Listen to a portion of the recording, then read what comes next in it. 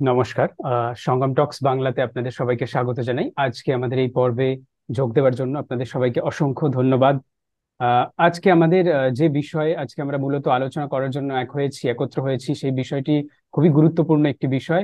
সে বিষয়টি হলো ভারতীয় সভ্যতার আহ অধঃপতন এবং তার পুনরুত্থান, এবং সেই যে ভারতীয় সভ্যতার সেই যে প্রাচীন ইতিহাস, সেই ইতিহাস এবং সেখান থেকে আমরা ধীরে ধীরে পরবর্তীকালে তার সেই সেখানে কিভাবে সেই ডিগ্রেডেশন ভারতের মানে সেই সভ্যতার হয়, এবং তার পরবর্তী আবার সেটাকে কিভাবে রিভাইভ করার যে প্রচেষ্টা, সেইগুলো নিয়েই আজকে আমাদের মূলত আলোচনা হবে।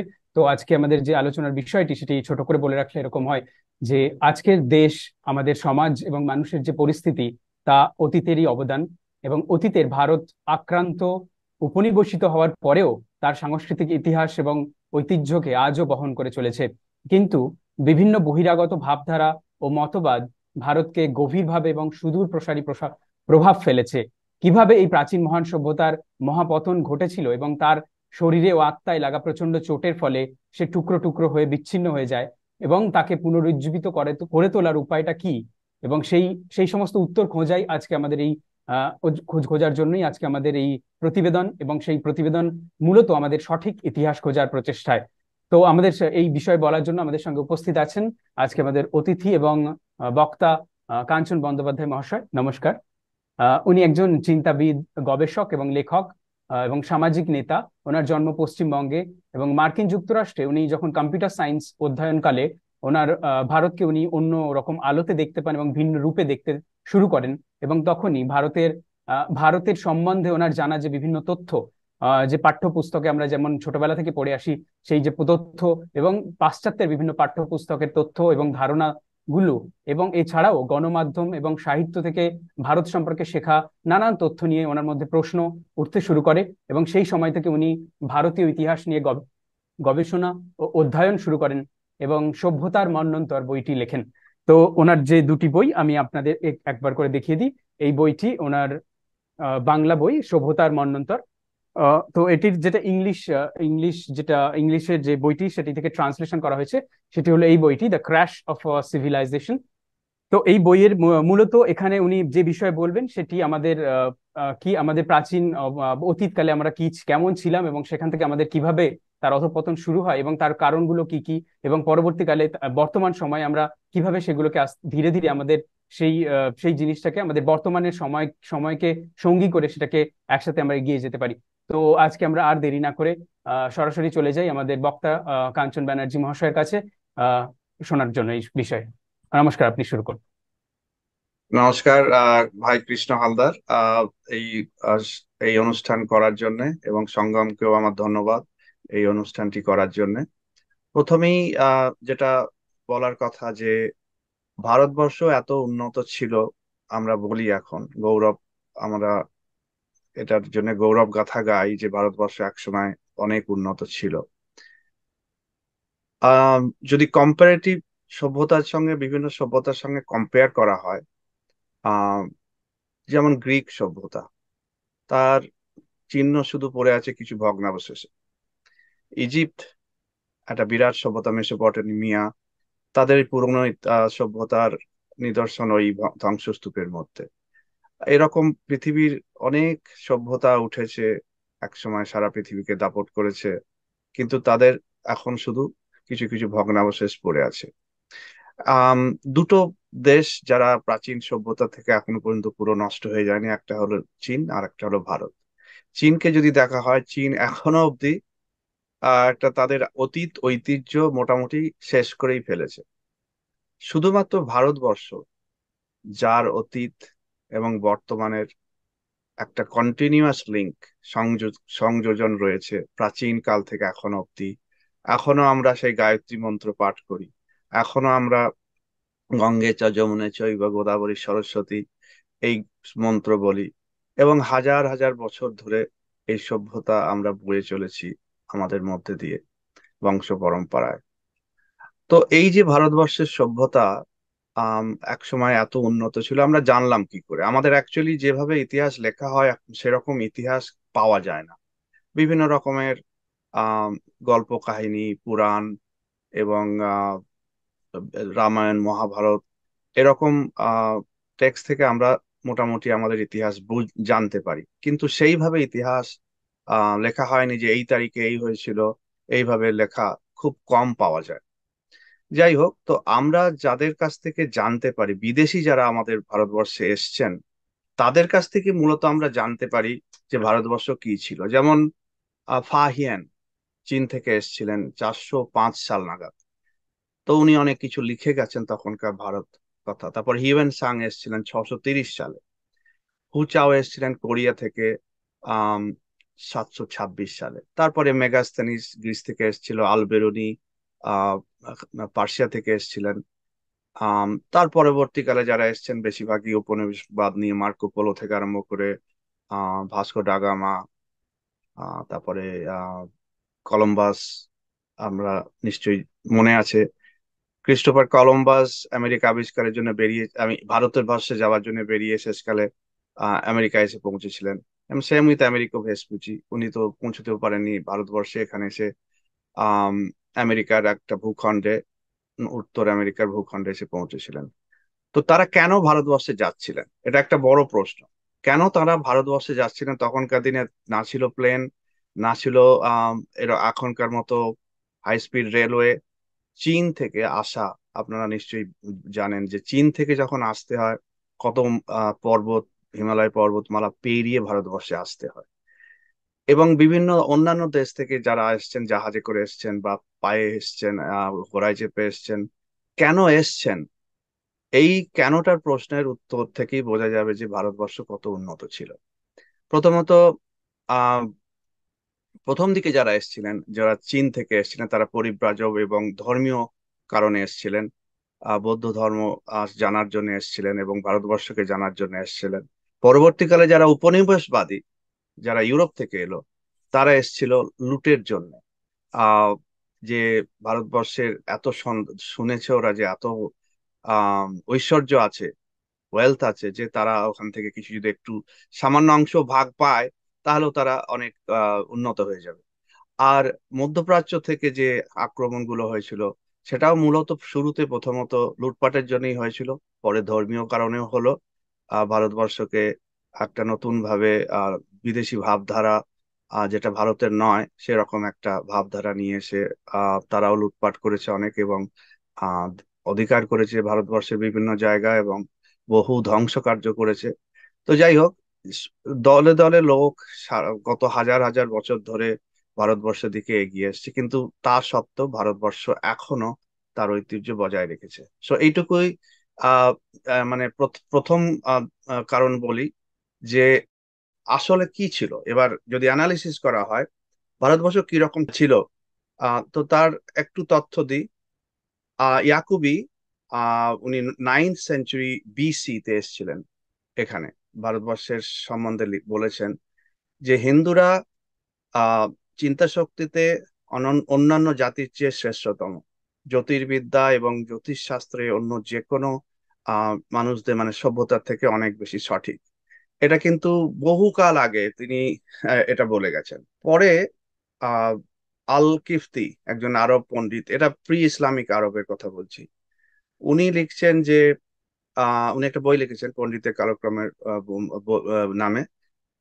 ভারতবর্ষের বিজ্ঞানের সম্বন্ধে বলছেন যে তাদের বিজ্ঞানের সেই অংশগুলির মধ্যে যে আমাদের কাছে এসেছে, এর মধ্যে সংখ্যাসূচক গণনা এটি সব থেকে দ্রুততম, এবং আম, এটি বোঝা সবচেয়ে সহজ এবং শিখতেও সহজ।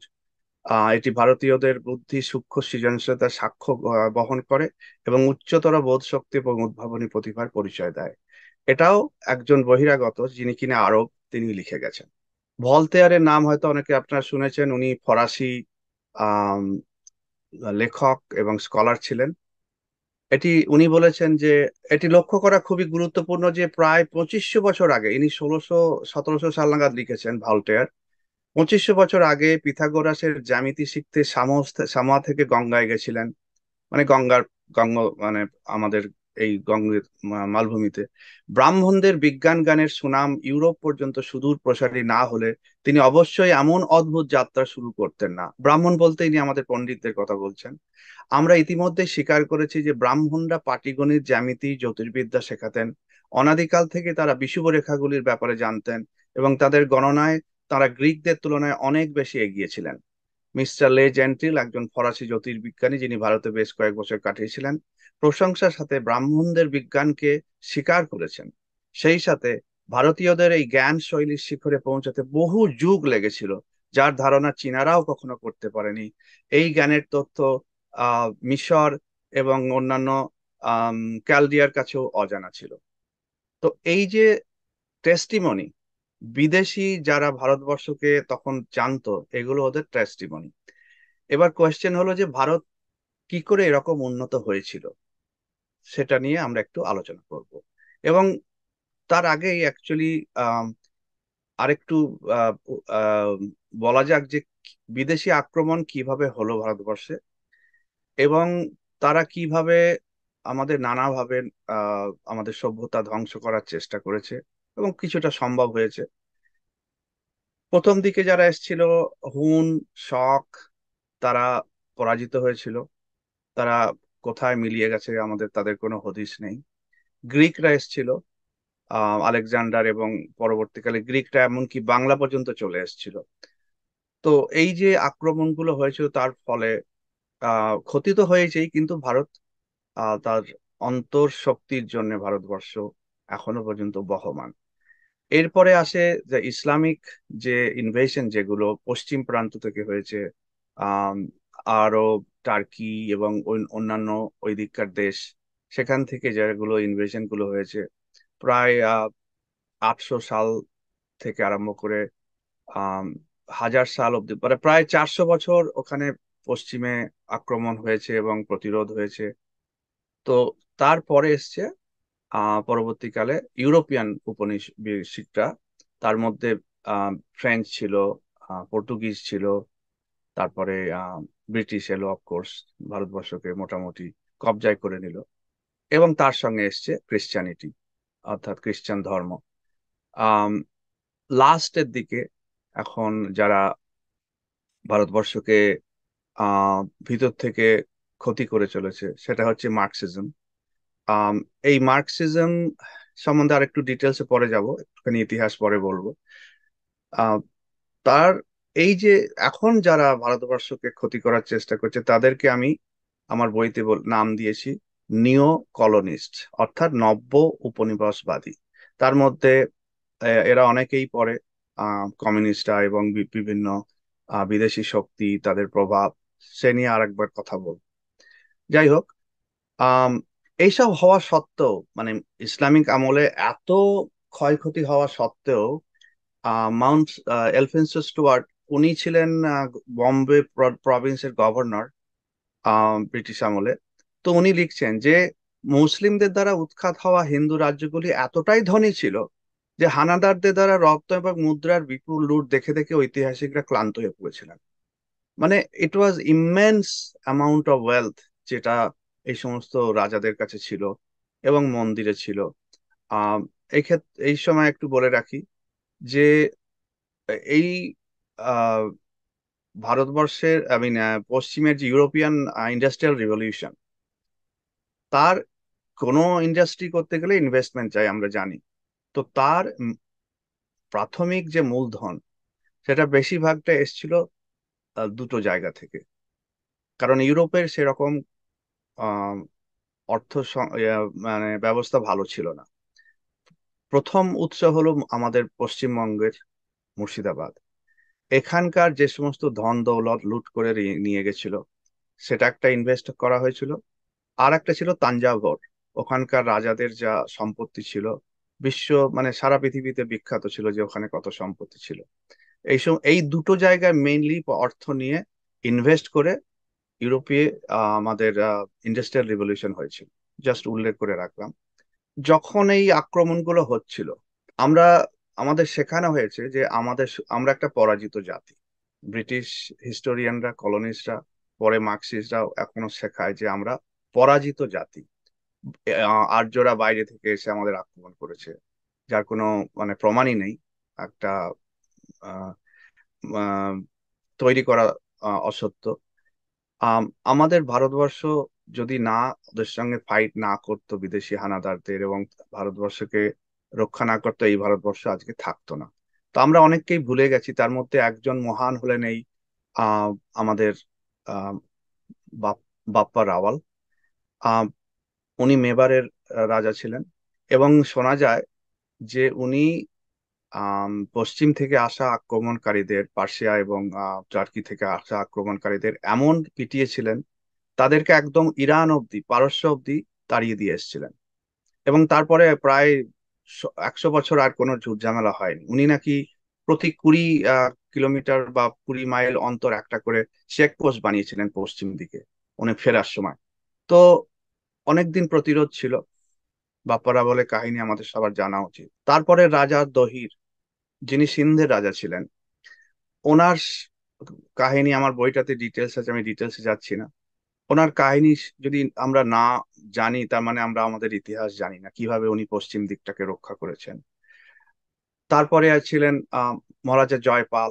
উনি হিন্দু শাহী যে রাজত্ব ছিল সেই জায়গার উনি রাজা ছিলেন, এবং এই পুরো পশ্চিমটা, এই তিনজন মহান রাজার নাম আমরা স্মরণ করলাম, কিন্তু অনেক ছিলেন এখানে। আমাদের পুরুষদের পাশাপাশি আমাদের হিন্দু আহ রমণীরা তারা যুদ্ধ করতেন, তার অনেক প্রমাণ আছে, মানে কাঁধে কাঁধ মিলিয়ে। তো যাই হোক, তো এইরকম বহু বীর পুরুষদের জন্য ভারতবর্ষ এখনো টিকে আছে, আমরা তাদের স্মরণ করা উচিত। এবার একটু ভারতবর্ষ কেমন ছিল। আহ অ্যাঙ্গাস ম্যাডিসন বলে একজন ইকোনমিস্ট, উনি এই তথ্যটা রিসেন্টলি দিয়েছেন যে কত সাল থেকে কত সাল পর্যন্ত আমাদের কিরকম জিডিপি, জিডিপি মানে গ্রস ডোমেস্টিক প্রোডাক্ট, অর্থাৎ আম, একটা দেশ এই 1 বছরে কত পণ্য উৎপাদন এবং বিক্রি করছে তার একটা মাপ। তার থেকে বোঝা যায় যে দেশটা কতটা উন্নত। এটাই একমাত্র মাপকাঠি নয়, বাট জিডিপিটাকে ধরা হয় একটা ভালো মাপকাঠি যে সেই দেশটা কত উন্নত। তো সেই ক্ষেত্রে ভারতবর্ষের এক মানে সি ক্রিস কমন এরা 1 সালে যে জিডিপিটা দেখানো হচ্ছে ভারতবর্ষের, সেটা অ্যারাউন্ড 32 to 33, 34%। আর চায়না সেই সময় 25 বা 26%। তো এই দুটো দেশ, চীন এবং ইন্ডিয়া, ভারতবর্ষ, দুটো দেশ ভারতবর্ষের জিডিপি কে মোটামুটি ধরে রেখেছিল। তারপরে আপনারা দেখতে পাবেন যে পরে যখন বিদেশি আক্রমণ শুরু হলো, তখন ভারতবর্ষের জিডিপি কেমন কমতে শুরু করলো, এবং ব্রিটিশরা যখন এলো তখন তার কি অধঃপতন হলো। এটা একটা খুবই ভালো নথি মেডিসন দিয়েছেন আমাদের, যে ভারতবর্ষ কিরকম উন্নত ছিল। এবার এখানটায় যদি একটু দেখা হয় যে 1 সালে যদি ভারতের 32 থাকে, যখন গুপ্ত যুগ, যেটা খ্রিস্টপূর্ব 400 শতকের কাছাকাছি, সেই সময় যে জিডিপি ছিল, গুপ্ত যুগকে বলা হয় স্বর্ণযুগ ভারতবর্ষের। আমি এটা হিসেবে এক্সট্রাপোলেট করে দেখেছি যে প্রায় 50 ভাগ জিডিপি, পৃথিবীর জিডিপি ভারতবর্ষের ছিল সেই সময়। তো এই যে অর্থনৈতিক উন্নতি, তার আরেকটু আমি দেখাচ্ছি যে 30 বছর একে ছিল 34%। 1000 সালে যখন মুসলিমরা আসতে শুরু করেছে, আক্রমণ করতে শুরু করেছে পশ্চিম থেকে, তখন এটা 31। বাই দ্য টাইম আওরঙ্গজেব মারা গেছে 1707 সালে, 22%-এ নেমে এসছে 31 থেকে। এবং আহ ব্রিটিশরা আসার সময়ে, ওই সময়ে প্রায় 21% ছিল। এরপর যখন ব্রিটিশরা চলে গেল, 3.8 বা 4% জিডিপিতে নেমে গেল। এর থেকে বোঝা যাচ্ছে যে ভারতবর্ষকে কিভাবে লুট করা হয়েছে, ধ্বংস করা হয়েছে, একটা ভালো প্রমাণ পাওয়া যায়। 1816 আর 1914 এই সময়ের হিসেবে দেখা যাচ্ছে যে একটা 1 ইন্ডিয়ান রুপি ছিল $1 সমান, আর 1 পাউন্ড ছিল প্রায় 5 রুপির সমান। যখন ব্রিটিশরা ছেড়ে চলে গেল, তখন এটা 1 ব্রিটিশ পাউন্ড তখন 13 টাকা 50 পয়সা হয়ে গেল, আর $1 হয়ে গেল 5 টাকা। তো এই যে পরিবর্তন, ব্রিটিশরা এলো এবং চলে গেল, তার থেকে বোঝা যায় যে ব্রিটিশরা কিভাবে ভারতবর্ষকে লুট করেছে। তো একজন রিসার্চার রিসেন্টলি কলম্বিয়া ইউনিভার্সিটি, উনি দেখিয়েছেন যে 1765 সাল থেকে 1938 সাল পর্যন্ত ব্রিটেন যেভাবে লুট করেছে ভারতবর্ষ থেকে, তার পরিমাণটা যদি আজকের দিনে হিসেব করা যায়, $45 trillion, US dollars. 45 trillion, imagine করুন ভারতবর্ষকে কিভাবে লুট করা হয়েছে। যাই হোক, আর ডিটেলসে যাচ্ছে না, এটা যদি আম, কেউ জানতে চান আরো ডিটেলস এখানে রেখেছি, আমি ওর মধ্যে ঢুকছি না এখন আর। এখন আমাদের জিডিপি 8.7 চলছে, আস্তে আস্তে উঠছে। 4% ছিল 47, এটা এখন ডবল হয়েছে এবং দ্রুত আরো বাড়বে। এইবার ভারতবর্ষ কিভাবে উন্নত হলো? ভারতবর্ষ ছিল একটি জ্ঞানের সভ্যতা, ওপেন সোসাইটি, মানে জ্ঞান চর্চা, জ্ঞানের জন্য কোনো মানে পুরো পূর্ণ স্বাধীনতা মানুষের ছিল। এবং আবিষ্কারের সঙ্গে সঙ্গে উদ্ভাবন, ইনোভেশন, ইনোভেশনের সঙ্গে সঙ্গে উৎপাদন, হুইচ ইজ ম্যানুফ্যাকচারিং, এবং বিক্রয় এবং এক্সপোর্ট, এই সব মিলিয়ে একটা দেশের অর্থনীতি জেগে ওঠে। তো এবার আবিষ্কার কি করে হবে? জ্ঞানের উন্মেষ যেখানে হয়, সব রকম জ্ঞান, আধ্যাত্মিক জ্ঞান এবং বস্তু জাগতিক জ্ঞান, তার জন্য ভারতবর্ষে, আমি যখন বইটা লিখতে শুরু করলাম আমি জানতাম যে কয়েকটা ইউনিভার্সিটি ছিল, তক্ষশিলা ছিল, নালন্দা ছিল, এবং আরো কয়েকটা এরকম বিক্রমশিলা ইউনিভার্সিটি ছিল। এবং আমাদের মার্কসিস্ট হিস্টোরিয়ানরা বলেছে এগুলো সব বৌদ্ধ বিহার ছিল, ধর্মীয় জায়গা ছিল। কিন্তু আমি যখন রিসার্চ করতে শুরু করলাম, দেখলাম ভারতবর্ষে এই উন্নতির পিছনে যেই শিক্ষা কেন্দ্রগুলো, বিশেষ শিক্ষা কেন্দ্র, সেন্টার্স অফ এক্সেলেন্স, এগুলোতে ধর্মচর্চা হয়তো হতো, কিন্তু বস্তু জাগতিক বিভিন্ন বিদ্যা, মানে 50, 60, 70টা সাবজেক্ট পড়ানো হতো নালন্দা থেকে আরম্ভ করে তক্ষশিলা, বিভিন্ন বিষয়, সে কেমিস্ট্রি হোক, সে অ্যাস্ট্রোনমি হোক, ম্যাথামেটিক্স হোক, মেটালার্জি হোক, অস্ত্রবিদ্যা হোক, এ সমস্ত শেখানো হতো। তো আমার হিসেবে ভারতবর্ষে অ্যাটলিস্ট 100টা ইউনিভার্সিটি ছিল বিভিন্ন প্রান্তে। ইউনিভার্সিটি কলেজ যেভাবেই বর্ণনা করুন, তার আমি কয়েকটা নমুনা দিচ্ছি। কাশ্মীর, যেখানে সারদা পীঠ, ওখানে আদি শঙ্করাচার্য থেকে আরম্ভ করে মাধবাচার্য, এরা ধর্মীয় যারা ছিলেন তারা সব গেছেন। কিন্তু এছাড়াও সারদা পীঠ একদম উত্তরে, আমি আর এটা ছবি দেখাবো। গুজরাটের বল্লভপুর, বারাণসী একটু অন্য ধরনের স্ট্রাকচার ছিল, ওখানে ঘরে ঘরে স্কুল ছিল বা আছে এখনো। নদিয়া, যেমন আমাদের অবন্তিপুরী, উজ্জয়ন, এরকম এত, মানে আমার হিসেব মতো আমার বইয়েতে আমি 20টা ইউনিভার্সিটির কথা বলেছি, কিন্তু আরো অনেক বেশি ইউনিভার্সিটি বা কলেজ, শিক্ষা কেন্দ্র ছিল। সেটা আমার মনে হয় ভবিষ্যতে গবেষকরা আহ জানতে পারবেন, আরো গবেষণার দরকার। কয়েকটা ছবি দেখাচ্ছি। প্রথমে বাঁদিকে যেটা তক্ষশিলা, দেন এটা হচ্ছে কাশ্মীর সারদা পীঠ, তারপরে হচ্ছে নালন্দা, তারপরে হচ্ছে নাগার্জুনকোন্ডা যেটা দক্ষিণ ভারতে। সারদা পীঠ হচ্ছে, দেখুন ম্যাপে, কাশ্মীরের একদম দুর্গম জায়গাতে আহ সারদা পীঠ ছিলেন। এবং এখানে থেকে বহু কিছু আবিষ্কার এবং তথ্য বেরিয়ে এসছে, কিন্তু দুর্ভাগ্যক্রমে প্রায় 1400 সাল নাগাদ এটা ধ্বংস করে দেওয়া হয়। এবং আপাতত ওটা এখন পাকিস্তান অকুপাইড কাশ্মীর, পিওকে তে আছে। রিসেন্টলি ভারত সরকার ওখানে একটা করিডোর বানিয়ে নতুন করে মন্দিরটা করার চেষ্টা চালাচ্ছে। তো বাঁদিকে যে ছবিটা দেখছেন, ওটা একজন আর্টিস্টের কল্পনায় আঁকা, যে কেমন ছিল এই কেন্দ্রটি, শিক্ষা কেন্দ্রটি সারদা পীঠ, এখন এই অবস্থা। তারপরে তক্ষশিলা, যেটা এখন পাকিস্তানের রাওয়ালপিন্ডি, ইসলামাবাদের পাশাপাশি, এটা গান্ধার রাজাদের আমলে এখানে ছিল তক্ষশিলা, কুষাণ এম্পায়ারের সময়। তক্ষশিলার এখন আজকের রূপ, এবং একটা আর্টিস্টের কল্পনায় ওই ইউনিভার্সিটি কেন্দ্রগুলি কেমন ছিল 2700 বছর আগে। এখানে 10,000-এর উপর স্টুডেন্ট ছিলেন। আম, আ- সারা 16টা দেশ থেকে আসতো। এই যে ধ্বংস হয়ে গেল, আম, এটা আমাদের নালন্দা, আপনারা এই ছবিটা নিশ্চয়ই সবাই দেখেছেন, পরিচিত ছবি। এর একটা ডিপিকশন করা হয়েছে আর্টিস্টিক, যে এই রকম ছিল ইউনিভার্সিটি, কেমন দেখতে ছিল। আম, তারা এটা একটা রিকনস্ট্রাকশন করার চেষ্টা করেছেন। এবার ফিরে যাই বাংলাতে। বাংলা এবং পূর্ব ভারতে পাল রাজারা 750 থেকে 1161 অব্দি ওনারা রাজত্ব করেছেন। বাংলা, উড়িষ্যা এবং অল দ্য ওয়ে বিহার এবং খানিকটা উত্তরপ্রদেশের অংশ আপনারা ম্যাপে দেখতে পাচ্ছেন।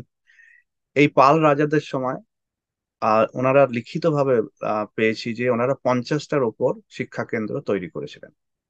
তো আমি রিসার্চ করতে গিয়ে খুব একটা বেশি পাইনি, মাত্র কয়েকটার সন্ধান পেয়েছি, বাকিগুলো কি হলো আমরা জানি না। হয়তো এখনো অনেক বছর লাগবে এগুলো খুঁজে পেতে, বা হয়তো কখনো পাওয়া যাবে না। তো এই অঞ্চলটাও খুবই উন্নত ছিল শিক্ষা এবং অন্যান্য ব্যাপারে। যেমন বিক্রমপুর, এটা এখন বাংলাদেশের মুন্সিগঞ্জে। আহ জগদ্দল রাজশাহীতে এখন। সোমাপুর, এটাও রাজশাহীতে রিসেন্টলি পাওয়া গেছে। এই বিহারটা নন্দদীঘিকা বিহার, এটা মালদাতে আছে, এটার এখনো খনন কার্য চলছে। ভাসু বিহারা, এটা বগুড়াতে আছে। তো এই যে শিক্ষা আহ, কেন্দ্রগুলি, আমি জাস্ট কিছু স্যাম্পল এক্সাম্পল দিলাম। তো এই শিক্ষা কেন্দ্রগুলি থাকার জন্য আমাদের এই ভারতবর্ষের উন্নতির প্রধান কারণ। যেমন এখন যারা আমেরিকার কথা ভাবেন এত উন্নত কেন হলো, আমেরিকাতে যে ইউনিভার্সিটি গুলো আছে, সেখানে সারা পৃথিবী থেকে ছাত্ররা আসে, বিভিন্ন ধরনের মেধাবী মানুষরা আসেন এখন, এসে এখানে আহ নানা রকম রিসার্চ করেন, তার থেকে উদ্ভাবনা হয়, তার থেকে উৎপাদন, ইনোভেশন থেকে আহ মানে রিসার্চ থেকে ইনোভেশন হয়, ইনোভেশন থেকে ম্যানুফ্যাকচারিং হয় এবং মার্কেট তৈরি হয়। তো আমেরিকার মেইন স্ট্রেংথ হলো এর এডুকেশনাল ইনস্টিটিউট অ্যান্ড অফকোর্স প্রাকৃতিক সম্পদ, এবং সারা পৃথিবী থেকে আসা মেধাবী মানুষরা, যেমন আইনস্টাইন এসেছিলেন বিদেশ থেকে, বাইরে থেকে, এরকম বাইরে থেকে বহু মানুষ আসছেন, ভারতবর্ষ থেকে বহু মানুষ আসছেন, তারা সবাই আহ এখানে এসে রিসার্চ করছেন। সেরকম ভারতবর্ষও এরকম ছিল, সারা পৃথিবী থেকে মানুষ আসতো, রিসার্চ করতো। আরেকটা দিক যেটা আমরা অনেকেই জানি না, যে মুসলিম আমলে প্রায় 40 থেকে 50 হাজার মন্দির ভাঙা হয়েছিল, এবং এটা নথিভুক্ত করা হয়েছে এখন, এবং কাজ এখনো চলছে। তো এই মন্দিরগুলো কি শুধুই ধর্মীয় জায়গা ছিল? না, মন্দিরগুলোতে ওখানে রাখা থাকতো সম্পদ, সোনা, এবং বিভিন্ন ধরনের আহ রূপো, এবং নানা রকম অর্থ সব রাখা থাকতো। রিসেন্টলি গবেষণা থেকে জানা যাচ্ছে যে মন্দিরগুলো শুধু ধর্মের কাজই করেনি, আহ সাংস্কৃতিক কাজও করেছে, যেমন নৃত্য, গীত, এগুলো হয়েছে। এবং বেশিরভাগ যে ইউনিভার্সিটি যেগুলোর নাম বললাম, তার সঙ্গে একটা মন্দির বা পীঠ জড়িত ছিল। এই মন্দিরগুলো, আপনারা হয়তো ভাববেন যে যে এই যে এই যে ইন্ডাস্ট্রি ছিল ভারতবর্ষে, তার টাকাটা কোত্থেকে আসতো? কখনো ভেবেছেন? কোনো ব্যাংকের নাম শুনেছেন যে অমুক ব্যাংক ছিল, তমুক ব্যাংক ছিল, তারা লোন দিয়েছে, সেখান থেকে ইনভেস্টমেন্ট করা হয়েছে, ভেঞ্চার ক্যাপিটালিস্ট, এরকম পাওয়া যায় না ডিরেক্ট হিসেব। কিন্তু আমরা এখন খবর পাচ্ছি যে এই মন্দিরগুলো ব্যাংকের কাজ করতো। মন্দির থেকে মানুষ ট্রাস্ট ছিল, ধার দেয়া হতো বা ইনভেস্ট করা হতো, মানুষ আবার ফেরত দিত। আহ তো এই যে মন্দিরের রোলটা ছিল, যখন ইনভেশন গুলো হলো, মন্দিরগুলো পুরো ভেঙে ফেলা হলো। শুধু লুটের জন্য নয়, লুটও তো হলোই, এবং ধর্মীয় কারণ। তো আমরা শুধুমাত্র যে মন্দিরই হারিয়েছি তাই নয়, অদ্ভুত অপূর্ব নানা রকমের স্থাপত্য শিল্প আমরা হারিয়েছি। এবং এখনো আমরা কবেই আহ এই সমস্ত স্থাপত্য কার্য আবার ফিরে আসবে আমরা জানি না। আপনারা হয়তো আহ ক্যাম্বোডিয়ার আঙ্কর ভাট মন্দিরের ছবি দেখেছেন। ওটা থেকে বোঝা যায় যে ভারতবর্ষেও এরকম কত মন্দির ছিল এবং ধ্বংস হয়ে গেছে, যেটা ওখানে ধ্বংস করা হয়নি, কিন্তু ভারতবর্ষে বহু মন্দির এরকম ধ্বংস করা হয়েছে, যেগুলো বিদ্যায়তনও ছিল, আর্থিক জায়গা ছিল। তো আম, এবার কোয়েশ্চেন আসছে যে আম, কেমন করে পরবর্তীকালে আম, আমাদের ব্রিটিশরা যখন এলো, উপনিবেশবাদীরা যখন এলো, তখন ভারতবর্ষের কি হলো হাল। ব্যাবিংটন ম্যাকলে আম, ছিলেন একজন ব্রিটিশ অফিসার। তাকে পাঠানো হয়েছিল, তাকে মানে হায়ার করা হয়েছিল যে এমন কিছু করো যাতে ভারতবর্ষকে সহজে আহ জয় করা যায়। তো উনি বলছেন যে আমি এমন একটা শিক্ষা ব্যবস্থা চালু করছি, ক্লাস অফ পার্সনস, যাদের মানে একটা শ্রেণীর মানুষ তৈরি হবে, Indian in blood and colour, but English in test, in opinions, in morals and in intellect, which could in their turn develop the tools to transmit British learning in the vernacular languages of India. তো ব্রিটিশরা যে যে সমস্ত জিনিস শেখাবে সেগুলো যেন এই ক্লাসের, যারা এই ক্লাসের লোকেরা তারা আবার তাদের বাংলা বা অন্যান্য ভাষায় ব্রিটিশদের ব্যাপারগুলো প্রচার করবে। He argued that western learning was superior and could only be taught through the medium of English. According to his recommendation, the East India Company's printing of Arabic, Persian, and Sanskrit books were to be stopped. তো বললো এখন থেকে সবকিছু ইংরেজি হবে। নাও এখানে একটুখানি পিছন দিকে যায়, আহ যার নাম না নিলেই হয় না, আমাদের রাজর্ষি রাজা রামমোহন রায়। রামমোহন রায় আম, যখন জন্মেছেন তখন মোটামুটি মুঘল আমল, মুসলিম আমল শেষ, ব্রিটিশরা আসছে, এই সময় একটা সন্ধিক্ষণ। এই সময় রাজা রামমোহন জন্মালেন এবং ওনার একটা প্রধান আহ যেটা যার জন্য ওনাকে আমরা খুব বেশি জানি, বলা হয় উনি সতীদাহ প্রথা রদ করেছিলেন। সেটা তো গেল সামাজিক ব্যাপার, কিন্তু ভারতবর্ষের উন্নতির জন্য একটা ওনার ভিশন ছিল। তখন সংস্কৃত ভারতবর্ষের বিভিন্ন প্রান্তে মাত্র মুষ্টিমেয় কিছু লোক সংস্কৃত জানেন, সংস্কৃতে কথা তো কেউ বলেই না, লেখালেখিও হয় না। এবং ভারতবর্ষ এত পিছিয়ে পড়েছে বিজ্ঞান, টেকনোলজি, বহু কিছুতে ভারতবর্ষ এত পিছিয়ে পড়েছে যে এখন যে ভারত সারা পৃথিবীকে অঙ্ক শিখিয়েছে এবং সায়েন্স শিখিয়েছে, এখন ভারতের আর কোনো উপায় নেই, পশ্চিম থেকেই আবার শিখতে হবে। তবেই আমরা আবার ক্যাচ আপ করতে পারবো পৃথিবীর সঙ্গে। নইলে আমরা এখন আম, যে যদি ওই পরিবর্তনটা না হতো, ব্রিটিশরা আসলো এবং এরা ইংলিশ এডুকেশন চালু করলো এবং সায়েন্স টেকনোলজি ফিরে হলো, যদি ব্রিটিশ না আসতো, আমার এক সময় মনে হয় ভারতবর্ষ হয়তো আফগানিস্তান হয়ে যেতে পারতো, এখনকার আফগানিস্তান। যাই হোক, ব্রিটিশরা এসেছিল তাদের নিজের স্বার্থে, ভারতবর্ষের অনেক ক্ষতি করেছে, কিন্তু সঙ্গে সঙ্গে রাজা রামমোহন রায় বললেন যে এখন থেকে শিক্ষা ব্যবস্থা হবে ইংরেজিতে। খুব ভালো কথা। তার ফলস্বরূপ আমরা দেখি এখন আহ আইআইটি, আইআইএম, যত ভালো ভালো ইনস্টিটিউট ভারতবর্ষে আছে, এই এমনকি মেডিকেল স্কুলগুলো, এই যে সিদ্ধান্ত, যুগান্তকারী সিদ্ধান্ত নেওয়া হয়েছিল যে ইংরেজিতে শিক্ষা নেওয়া হবে, এবং তার ফলে খারাপ ভালো দুরকমই হয়েছে। ভালো যেমন স্বামী বিবেকানন্দ, শ্রী অরবিন্দ, এরা সব বড় বড় নেতা, নেতাজি, এরা সব এই ইংরেজি শিক্ষাতেই বড় হয়েছেন। কিন্তু তারা তার থেকে বাইরে বেরিয়ে ভারতবর্ষকে দেখেছেন অন্যভাবে। কারণ এই ইংরেজিতে শিক্ষার একটা ভালো দিক ছিল যে সারা পৃথিবীকে জানা, তার ইতিহাস জানা, কোথায় কি হচ্ছে ভালোভাবে জানা। কিন্তু মেকলে যখন এলেন, মেকলে এসে বললেন আচ্ছা ঠিক আছে, ইংরেজিতে যখন হচ্ছে আমাদের নিজস্ব মতামত এর মধ্যে ঢুকিয়ে দিতে হবে।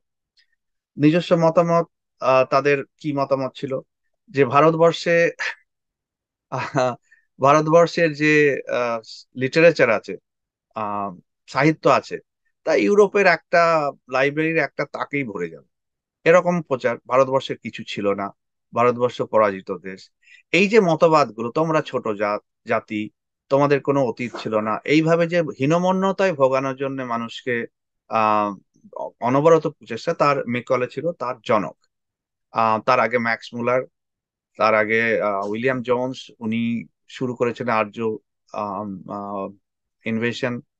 যাই হোক, এর থেকে আরেকজন ওই সমসাময়িক স্ট্রেচে বলে একজন ছিলেন, জন স্ট্রেচে, উনি একটা লিখেছিলেন ইন্ডিয়া ইটস অ্যাডমিশন প্রগ্রেস। সেখানে লিখছেন, the first and most important thing to learn about India is that there is not and never was an India. এই যে আজকে আমাদের বিতর্ক চলছে, ভারতবর্ষের নাম ভারত হবে না ইন্ডিয়া হবে, এবং অতীতে ভারতবর্ষ বলে একটা একক কোনো সভ্যতা ছিল না, এই যে মতামতগুলো এখন আলোচনা হচ্ছে, যেটা আহ, তার এই যে একটা স্ট্রেচের যে রিপোর্ট, 1850 সাল নাগাদ এটা লেখা হয়েছে, the first and most important thing to learn about India that is that there is not and never was an India or even any country of India possessing, according to European ideas, any sort of unity, physical, political, social, or religious. No Indian nation, no people of India of which we hear so much. মানে পরিষ্কার বলতে চাইছে যে ভারতবর্ষ বলে কোনো একটা unified কোনো দেশ ছিল না, ভারতবর্ষ বলে কোনো সভ্যতা ছিল না, তাদের না ছিল পলিটিক্যাল, সোশ্যাল বা ধর্মীয় ইউনিটি। এই যে মতবাদটা চাপিয়ে দেওয়া হয়েছে, সেটা কিন্তু আমরা এখনো চালিয়ে যাচ্ছি, নইলে আজকে এই ডিবেটটা হতো না, ভারতবর্ষের নাম ভারতবর্ষ হবে না ইন্ডিয়া হবে। এবং ভারতবর্ষ 1947 সালে মার্কসিস্টরাও আমাদের শেখাচ্ছে, কলোনিস্টরাও শিখিয়েছে যে 1947 আগে কোনো ভারতবর্ষ বলে কোনো জাতি মানে দেশ ছিল না। যদি নাই থাকতো তাহলে এখনো পর্যন্ত আমরা আহ দেখতে পেতাম না যে 51টা শক্তিপীঠ যেগুলো আছে, সেই শক্তিপীঠ গুলো উপমহাদেশের বিভিন্ন প্রান্তে, পাকিস্তান, তিব্বত, নেপাল, শ্রীলঙ্কা এবং গোটা ভারতবর্ষ, বাংলাদেশ জুড়ে ছড়িয়ে আছে। এরকম অনেক উদাহরণ, ওই ডিটেলস আজকে যাচ্ছি না, ওটা আজকের বিষয় নয়। বিভিন্ন ভাবে আমরা ইউনাইটেড ছিলাম। তো এই যে চারটে বিষয় আজকে আলোচনা করা হলো, আমরা অতীতে কি ছিলাম তার প্রাথমিক একটা কিছু সংখ্যা তত্ত্ব দিয়েছি, এবং প্রাচীন ভারতের যে বিদ্যা চর্চার কেন্দ্রগুলো ছিল এবং মন্দির ছিল সে সম্বন্ধে বলেছি। কিভাবে ইসলামিক আক্রমণে আহ বেশিরভাগ মন্দির এবং শিক্ষাস্থান নষ্ট হলো, এবং তারপরে ব্রিটিশ শিক্ষা পদ্ধতি আসার পর কিভাবে ভারতবর্ষের আরো অবনতি ঘটলো। লাস্ট পয়েন্ট যেটা আমাকে বলতে বলা হয়েছে অ্যাবাউট কালচারাল মার্কসিজম। প্রথমত, মার্কসিজম, ভারতবর্ষে কমিউনিজম মার্কসিজম যেভাবেই দেখা হোক, দুর্ভাগ্যক্রমে আপনারা হয়তো মানবেন্দ্র রায় বা এম এন রায়ের নাম শুনেছেন। তিনি যখন আমেরিকায় আসেন, উনি মানে বেসিক্যালি বিপ্লবীদের মধ্যে একজন ছিলেন, আমেরিকায় আসেন অস্ত্র সংগ্রহের জন্য, রিভলিউশনের জন্য, বিপ্লবের জন্য। এখানে এসে উনি প্রায় ধরা পড়ে গেছিলেন। সেই সময় উনি একজন কমিউনিস্টদের ইনফ্লুয়েন্সে পড়েন আমেরিকাতে, এবং একজন কমিউনিস্ট হয়ে যান। এবং তিনি পরে মেক্সিকোতে কমিউনিস্ট পার্টি অফ মেক্সিকো শুরু করেন এবং লেনিনের নজরে আসেন, এবং তাকে মস্কোতে নিয়ে যাওয়া হয় শেষ অবধি। সো এম এন রায় মোটামুটি উচ্চ, মানে যারা সব কমিন্টার্ন বা পলিট ব্যুরো ছিল তাদের সঙ্গে মানে ওখানকার কাজ করতেন, এবং তিনি ভারতবর্ষে মার্কসিজম আনার পিছনে মেইন 1920 সাল নাগাদ যখন কমিউনিস্ট পার্টি তৈরি করা হলো, সিপিএম, কমিউনিস্ট পার্টি মার্কসিস্ট। আম, যাই হোক, এখানে আসার পর, ফিরে আসার পর দিল্লিতে এম গোপালন বলে একজন কমিউনিস্ট নেতা ছিলেন। তার শিষ্য ছিলেন প্রকাশ কারাট, যার কথা আপনারা জানেন, এবং সীতারাম ইয়েচুরি। এরা দুজনই জওহরলাল নেহরু ইউনিভার্সিটিতে আম, কাজ করেছেন। এবং আস্তে আস্তে এই দুজন ভারতবর্ষে নবরূপে কমিউনিজম প্রতিষ্ঠা হয়, এবং তারপরে সিপিআই এবং সিপিআইএমএল, নকশাল এবং বিভিন্ন রূপে এরা আসে। আর তার আগে যখন স্বাধীনতার আমলে, আম, যখন স্বাধীনতা সংগ্রামীরা জেলে ছিলেন, তাদেরকে এই মার্কসিস্ট লিটারেচার পড়ানো হতো, যাতে তারা জাতীয়তাবাদ ভুলে মার্ক্সবাদের দিকে যায়। এবং যখন তারা জেল থেকে বেরোবে তারা আর মানে দেশের জন্য আর লড়বে না। এই যে দুটো কম্বিনেশন, এম এন রায়ের আহ, পরবর্তীকালে প্রকাশ কারাট এবং এখন যারা আছেন কমিউনিস্ট মুভমেন্টে, এবং সেই সময়কার যারা স্বাধীনতা সংগ্রামী, তার জন্য বাংলায় এই মার্কসিজমের একটা বড় প্রভাব হয়। বিকজ আপনারা জানেন স্বাধীনতা সংগ্রামীদের একটা বড় অংশ পশ্চিম আমাদের বাংলা থেকেই আসা। তো এই যে আম, ভারতবর্ষ স্বাধীন হওয়ার পর 47 সালের পর থেকে পশ্চিমবঙ্গে যে মানে রাজ্য সরকার যেগুলো ছিল তার মধ্যে প্রধান ছিল আহ বামফ্রন্ট। এই বামফ্রন্টের আমলে এমন একটা কালচার তৈরি করা হলো যে ভারতবর্ষের অতীতকে কিভাবে ছোট করা যায়, এবং আহ আস্তে আস্তে কিভাবে মার্ক্সীয় ভাবধারা, নাটক, থিয়েটার, গান, বিভিন্ন মাধ্যমের মাধ্যমে প্রচার করা যায়। আস্তে আস্তে ওগুলো সারা ভারতবর্ষে বিভিন্নভাবে ছড়িয়ে পড়ে। এবং কেরালা বা অন্যান্য জায়গায়, ত্রিপুরা, সরকার গঠন হয় কমিউনিস্ট মতবাদের সরকার। এই যে কালচারটা তৈরি হচ্ছে তার সঙ্গে একটা আমি কম্পেয়ার করছি এখন যেটা ওকিজম বলা হয়, WOKE, ওক, ওক কালচার বা ওকিজম বলা হয়। এটা একটু সামান্য আমি বলে রাখছি। যখন কমিউনিস্ট রাইজ করছে, যখন মার্কস আহ, জার্মানিতে মার্কসিজম নিয়ে কথা চলছে, কমিউনিজম নিয়ে কথা চলছে। জার্মানিতে রিভলিউশন হওয়ার কথা ছিল, যে জার্মানিতে মানে মার্কসের মেইন কথা তথ্য কি? শ্রেণী সংগ্রাম। শ্রেণী সংগ্রাম কি না, গরিব আর বড় লোকের সংগ্রাম হবে, এবং যারা একদম গরিব প্রলেতারিয়েট, যাদের কিছুই নেই, তারা একদিন এই শ্রেণী সংগ্রামে বিজয়ী হয়ে আহ স্টেট বলে কোনো জিনিস থাকবে না, গভর্নমেন্ট বলে আলাদা কিছু থাকবে না, এই এই প্রলেটারিয়েট বা সর্বহারারা রাজত্ব করবে। সেই স্বপ্ন কিন্তু কখনো সফল হয়নি আজ অব্দি কোনো দেশে। কারণ যারা যারা সর্বহারার নামে ক্ষমতা দখল করেছে, রাশিয়াতে দেখুন, চায়নাতে দেখুন, আম, কিউবাতে দেখুন, তারা আসলে কিন্তু সব আবার সেই একই অত্যাচার শোষক হয়ে গেছে। আম মাও সেতুং থেকে আরম্ভ করে, পলপট থেকে আরম্ভ করে, এরা সব অত্যাচারী লুটেরা হয়ে দাঁড়িয়েছিল পরে যখন রিভলিউশন, সো-কল রিভলিউশন শেষ হলো। আমেরিকায় এই আহ, এই এর প্রভাব খানিকটা এসেছিল মার্কসিজমের।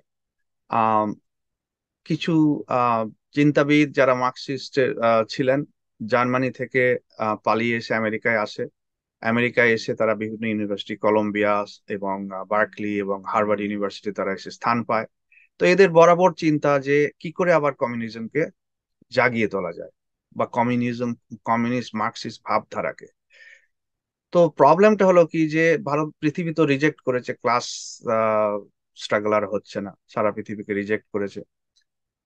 তো কিভাবে নতুন ভাবে ভাব দেওয়া যায়? তো আমি এটাকে এমন ভাবে দেখি যে দেব আসুরের যে সংগ্রাম, মা দুর্গার যে কাহিনী, চণ্ডীর, যে দেব প্রকৃতি এবং অসুর প্রকৃতি, সভ্যতার মধ্যে এই দুটো শক্তি আছে পাশাপাশি।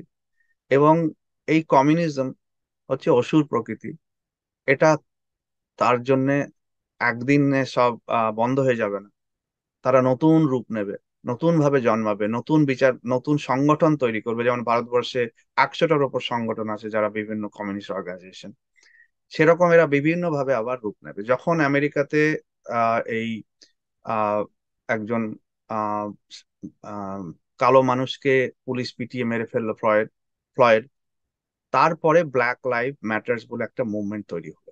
ব্ল্যাক লাইভ ম্যাটার্স মানে কালো লোকেদের জীবনেরও দাম আছে। এই যে মুভমেন্টটা পরে ক্যাপচার করে নিল এই ধরনের ভাবধারার লোকেরা, এবং তখন এরা এই সংঘাতটাকে শ্রেণী সংঘাত থেকে জাতি ভিত্তিক সংঘাত হিসেবে প্রচার করতে শুরু করলো, যেটা সাদা ভার্সেস কালো জাতি। যেটা এরা ভারতবর্ষে চেষ্টা করেছে। যে ব্রাহ্মণরা, শূদ্ররা, ব্রাহ্মণরা শূদ্রের উপর কিরকম অত্যাচার করেছে, বা দলিতদের উপর, এই যে এখন এটা জাতিগত সংঘাত হিসেবে পরিণত করেছে। এবং তার ফলে আমেরিকায় এখন একটা ঝড় চলছে, জোয়ার চলছে এই ওকিজম নিয়ে, এবং তার ফল খুব একটা ভালো নয়। তো ইয়াং জেনারেশনের বহু ছেলে মেয়ে আমেরিকা এবং পৃথিবীর বিভিন্ন জায়গায় প্রভাবিত হচ্ছে। আম, আপাতত দৃষ্টিতে মনে হবে যে হ্যাঁ, এই মুভমেন্টটা খুব ভালো, সবার সমান অধিকার, কিন্তু অ্যাকচুয়ালি খতিয়ে দেখলে দেখা যাবে এর পিছনে যারা নিও মার্কসিস্ট, তাদের যথেষ্ট অবদান রয়েছে। তো আমি এখানেই আজকের আমার উপস্থাপনা শেষ করলাম। এবার যদি দর্শক মন্ডলীর কাছ থেকে, শ্রোতাদের কাছ থেকে কোনো কোয়েশ্চেন থাকে, আমি সেটা নিতে ইচ্ছুক এখন।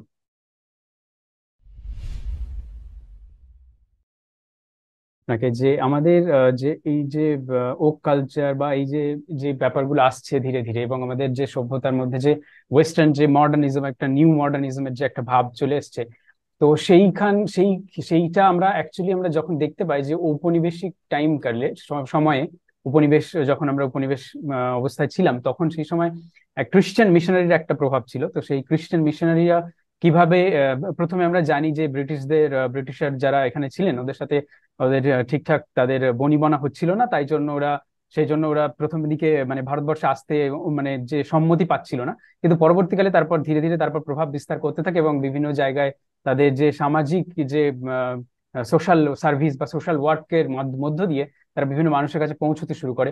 কিন্তু অ্যাকচুয়ালি মানে তাদের যে কনভার্সনের যে বা ধর্মান্তরণের যে একটা মনোভাব, সেই জিনিসটা, সেই বিষয়টা নিয়ে আপনি একটু বলুন যে সেটা কিভাবে প্রভাব ফেলেছে, এবং সেটা বর্তমানে আমরা যেটা দেখতে পাচ্ছি যে সেই ধারাটা আস্তে আস্তে একটা নতুন রূপ নিচ্ছে এই ওক কালচারের ফর্মে। খুবই ভালো প্রশ্ন করেছো। আম, যখন ইস্ট ইন্ডিয়া কোম্পানি সবে এসছে ভারতবর্ষে, মানে তারা এখনো ভালো করে জায়গা করতে পারেনি। সেই সময় কিছু কিছু মিশনারি মাইন্ডসেটে কিছু লোক বলছিল যে না, আমাদের এখন ধর্মান্তরকরণ শুরু করা হোক। কিন্তু ইস্ট ইন্ডিয়া কোম্পানি প্রথম দিকে এটাতে রাজি হয়নি, যে শুরুতেই এরকম ভাবে করলে মানে স্থানীয় লোকেদের সঙ্গে সংঘাত হবে এবং আমরা আহ হয়তো পেরে উঠবো না। সেই জন্য করতে দেয়নি প্রথম দিকে। পরবর্তীকালে ইস্ট ইন্ডিয়া কোম্পানি চার্টার যখন রিনিউ হলো, তখন ওরা পারমিশন পেয়ে গেল যে ওরা আবার মিশনারি প্রচার করতে শুরু করতে পারবে। কিন্তু একমাত্র আমাদের ভারতবর্ষ এবং বাংলার সৌভাগ্য যে সেই সময় রাজা রামমোহন রায়ের মতো একজন জন্মেছিলেন। উনি একটা এমন স্ট্র্যাটেজি নিয়েছিলেন যার ফলে ক্রিশ্চিয়ানিটির প্রভাবটা প্রায় ধ্বংস হয়ে গেছিল। আমি ডিটেলসে যাচ্ছি না, ওটা আমার বইতে আছে। আম, তার ফলে যতদিন ব্রিটিশ ছিল ভারতবর্ষে, আম, খ্রিস্টানের সংখ্যা 1%-এর বেশি কখনো বাড়েনি, 1 থেকে 2%। এটা মানে তাদের কোনো বিশেষ প্রভাব ছিল না। কিন্তু পরবর্তীকালে 47 সালের পর থেকে যেমন উত্তর পূর্ব ভারতে, নাগাল্যান্ড, ওই সমস্ত রাজ্যে আহ এই মিশনারিদের কার্যকলাপ খোলা হাতে নেহেরু করিয়ে দেন একমাত্র, যে যা ওখানে প্রচার করতে থাকো। কলরল বলে একজন ছিলেন, উনি গেছিলেন। আম, এবং পরবর্তীকালে যখন আম, কোনো একটা সময়ে 70-এর দশক থেকে আরম্ভ করে মিশনারিদের আগমন প্রচুর পরিমাণে শুরু হয় ভারতবর্ষে, এবং তারা বিভিন্ন প্রান্তে চার্চ এবং স্কুল এবং বিভিন্ন সেবামূলক কাজ, হসপিটাল, এই সমস্ত শুরু করে।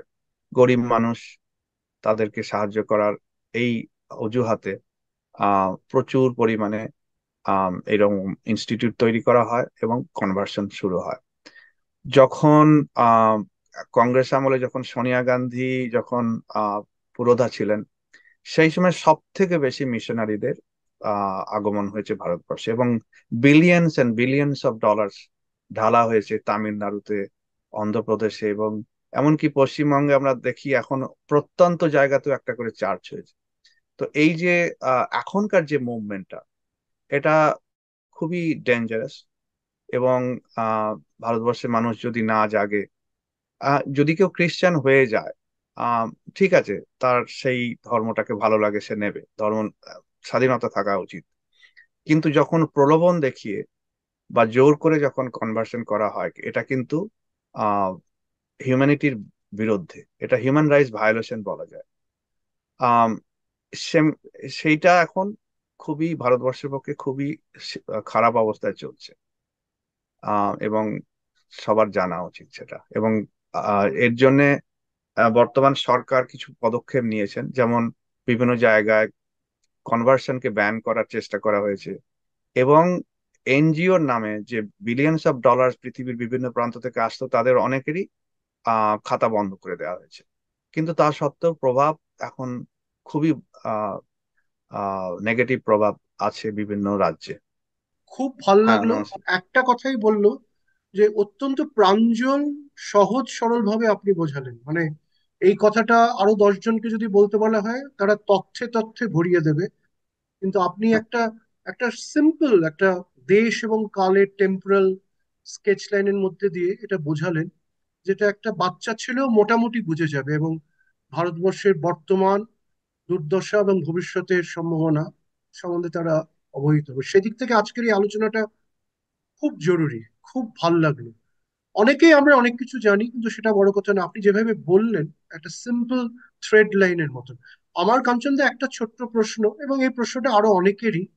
আজকের সমস্যা হলো এই ত্রিকোণাত্মক, এই ট্রায়াঙ্গুলার কনফ্লিক্ট, এবং এদের তিনজনের মধ্যে একটা ওভারল্যাপ বা একটা সামঞ্জস্য আছে, একটা পারস্পরিক দেওয়া নেওয়া স্বার্থের সম্পর্ক আছে।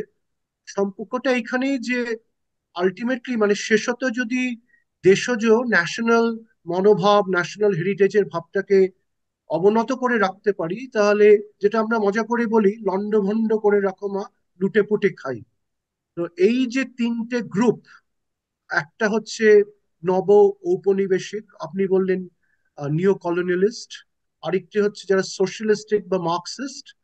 আর তৃতীয় গ্রুপ, এটা আমি একটু আমার মতন করে বলছি, যেটা হচ্ছে হেডনিস্ট, যারা এইসব নিয়ে চিন্তা করে না, কেয়ার করে না, খাচ্ছে ধাচ্ছে ঘুমাচ্ছে, পার্টি ক্লাব করছে, এদিক ওদিক ঘুরে বেড়াচ্ছে। ধরুন আমিও তাদের মধ্যে একজন। এই তিনটে গ্রুপের দেওয়া নেওয়ার মধ্যে দিয়ে ভারতবর্ষের প্রায় 80, 85, 90 ভাগ জনসংখ্যা এর মধ্যে পড়ে যাচ্ছে।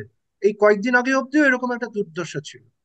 তো এইটার থেকে ধীরে ধীরে বা দ্রুত, উত্তরটা দুভাবে হতে পারে, বেরিয়ে আসার, আপনি একটা আশার কথা শুনান, কিভাবে বেরিয়ে আসতে পারি, what is the way out, কিভাবে আমরা বেরোতে পারি? প্রথমত ধন্যবাদ প্রফেসর সেন, আপনার কমেন্টের জন্য। Thank you. এই প্রশ্নটা খুবই কঠিন প্রশ্ন, আহ, কিন্তু উত্তর আছে। আহ, প্রথমত, যেটা আজকে অনুষ্ঠান সঙ্গম করছে, এই যে অ্যাওয়ারনেস তৈরি করা আমাদের ইতিহাস সম্বন্ধে, আমাদের কি হয়েছে, এটা ফার্স্ট স্টেপ। প্রত্যেকটা ভারতীয়র জানা উচিত যে আমরা কি ছিলাম এবং কেন আমরা এই অবস্থায় এসে পৌঁছেছি। দ্যাট এটা হবে প্রথম পদক্ষেপ। তবেই আমরা ভবিষ্যতের এর কারেকশন এবং ভবিষ্যতের কথা আহ বলতে পারবো। That's number one. Number two, প্রত্যেকটা ভারতীয় তার গর্ব অনুভব করতে হবে, এবং তার জন্য যে শিক্ষা ব্যবস্থা আমাদের আছে তার পরিবর্তন দরকার। এখানে প্রফেসর সরেন্দ্র মুখার্জি, ওনাকে দেখতে পাচ্ছি, নমস্কার।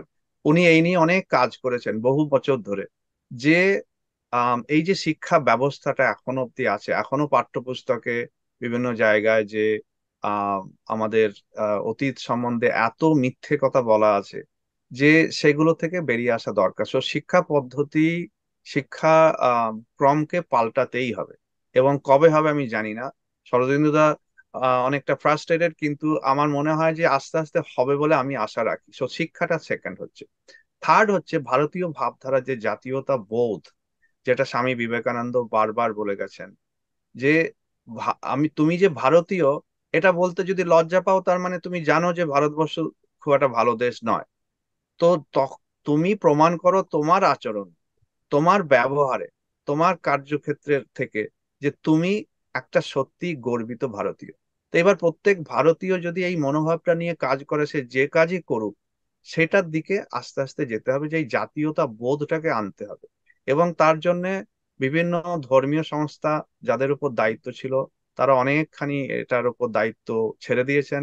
শিক্ষা প্রতিষ্ঠানের দায়িত্ব নেই। সেজন্য আমাদের সামাজিক সংগঠনগুলোকে এগিয়ে আসতে হবে। রাজনীতিতে কতটা হবে আমি জানি না। বিভিন্ন সামাজিক সংগঠনকে এগিয়ে আসতে হবে এই জাতীয়তা বোধ জাগানোর জন্য, যেটা আমরা করছি। আমাদের যেটা বাংলা আবার যে সংগঠন, আমরা বিভিন্ন স্বাধীনতা সংগ্রামীদের জীবন নিয়ে বিভিন্ন রকমের চর্চা করছি। রামমোহন রায়, বিবেকানন্দ, এই যে জাগরণটাকে আবার ফিরিয়ে আনতে হবে। বাট মোর ইম্পর্টেন্টলি, আহ এই ভারতবর্ষের সভ্যতাটা কি, আমাকে জিজ্ঞেস করা হয় আমাকে বিভিন্ন জায়গায়, ভারতবর্ষের সভ্যতাটা কি। ভারতবর্ষের সভ্যতার অনেকগুলো স্পেশালিটি আছে। একটা হলো নলেজ সোসাইটি, অর্থাৎ জ্ঞানের সোসাইটি।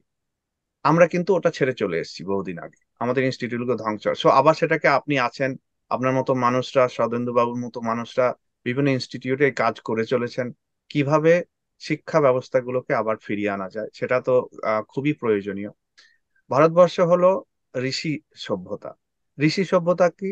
যে যারা সব কিছু স্বার্থ ছেড়ে শুধু ধ্যান তপস্যা করে ভারতবর্ষের উন্নতির জন্য, মানে দেশের পৃথিবীর উন্নতির জন্য তারা জ্ঞান আহ অন্বেষণ করেন এবং দান করেন। এই যে ঋষি সভ্যতা, সেটা শেষ হয়ে গেছে বিশেষ করে কমিউনিজম, মার্কসিজম আসার পর। দুর্গাপুজোকে শারদোৎসব বলা হয়, দুর্গা কথাটা বলতে লজ্জা লাগে। আহ তো এই ধরনের যে কালচার তৈরি হয়েছে, এখন আমরা রামধনুকে রংধনু শুরু হয়ে গেছে বলা। এবং দুদিন পর থেকে স্নানকে গোসল বলতে শুরু করব। এই যে প্রভাবগুলো হচ্ছে, এটার পিছনে কিছু রাজনৈতিক ব্যাপার আছে, আন্তর্জাতিক চক্রান্ত আছে। তো আমরা এর থেকে বেরিয়ে আসতে পারি। এই জাতীয়তা বোধটাকে আনতে হবে। সে যেভাবেই হোক, শিক্ষা ব্যবস্থায় হোক, এরকম কাজগুলো করতে হবে। এটুকুই আমি উত্তর দেবো। কঠিন কাজ, কিন্তু সম্ভব। জয়দা, প্রশ্ন আপনাকে যেগুলো করলেন সেটা তো মানে খুব ইনসাইসিভ প্রশ্ন, সেগুলো আপনি আপনার উত্তর হচ্ছে ততটাই ইনসাইসিভ। আমার একটা বেসিক প্রশ্ন রয়েছে আপনার কাছে, যেহেতু আপনি এটা নিয়ে চর্চা করছেন এবং এত এত অনুশীলন করছেন, যে আমাদের যেটাকে রেনেসাঁস বলা হয়, অষ্টাদশ এবং 19 শতকের যে রেনেসাঁস নবজাগরণ, যেটা সেটা যে আইডিয়াটা নিয়ে, যে ভাবধারা নিয়ে শুরু হয়েছিল, যে পূর্ব এবং পশ্চিমের মিলন, আমাদের নিজস্ব ইতিহাসকে জানা, সেটার সঙ্গে পরিচিত হওয়া, এবং তার সঙ্গে পশ্চিমের থেকে আহ, জ্ঞান আহরণ, দুটোকে মিলিয়ে একটা উন্নততর সভ্যতার সৃষ্টি, সেই আইডিয়াটা নিয়ে শুরু হয়েছিল। কিন্তু ধীরে ধীরে তার পরবর্তী 150-200 বছরে সেখানে পশ্চিমী ইনফ্লুয়েন্সটা অত্যধিক প্রবল হয়ে আমাদের নিজেদের হেরিটেজ, যেটা লেগাসি, যেটা সেটা ক্রমশ ক্ষীণ থেকে ক্ষীণতর হয়ে যায়। আজকে আমার মনে হচ্ছে চারিদিকে যা দেখছি, যে স্পিরিট যেটা রয়েছে সেটা খানিকটা সেই রেনেসাসের মতোই, আমাদের নিজস্ব যে হেরিটেজ সেটাকে খুঁজে বের করা, আবার খুঁজে বের করা, পরিচিত হওয়া। এবং কিন্তু তার সঙ্গে আরো একটা আসছে ব্যাকল্যাশ, যেটাকে মানে আহ, যেটা একটা রূপ নিচ্ছে যে যা কিছু ওয়েস্টার্ন, যা কিছু পশ্চিমী, সবকিছু খারাপ। তো হুম হুম। এই এই ইকুইলিব্রিয়ামের তো কোনো ফিক্সড ফর্মুলা হয় না, মানে সময় স্থিতি বুঝে সেটা নিজস্ব একটা তৈরি হয়। এই ইকুইলিব্রিয়ামটা কোথায়, আপনার কি মনে হয় ব্যালেন্সটা কোনটা সবচেয়ে ভালো হওয়া উচিত? কোন দিকে যাচ্ছি আমরা? হ্যাঁ চন্দ্রচূড়, খুবই ভালো কোয়েশ্চেন, ধন্যবাদ। স্বামী বিবেকানন্দকে যখন উনি আমেরিকায় যাচ্ছেন, ওনাকে একজন জিজ্ঞেস করেছিলেন যে আপনি আমেরিকায় কি জন্য যাচ্ছেন। তো স্বামীজি বললেন যে আমি সারা ভারতবর্ষ পদব্রজে বেরিয়ে আমি যে মানে দারিদ্রতা এবং দৈন্যতা কষ্ট মানুষের দেখলাম, এটা দেখে আমি আর স্থির থাকতে পারছি না, তার জন্য আমি আমেরিকায় যাচ্ছি। আমেরিকা থেকে আমি প্রসপারিটির জন্য আমি আমেরিকা যাচ্ছি, মানে ওখান থেকে কি কি prosperity, wealth, knowledge, science, technology আনবো।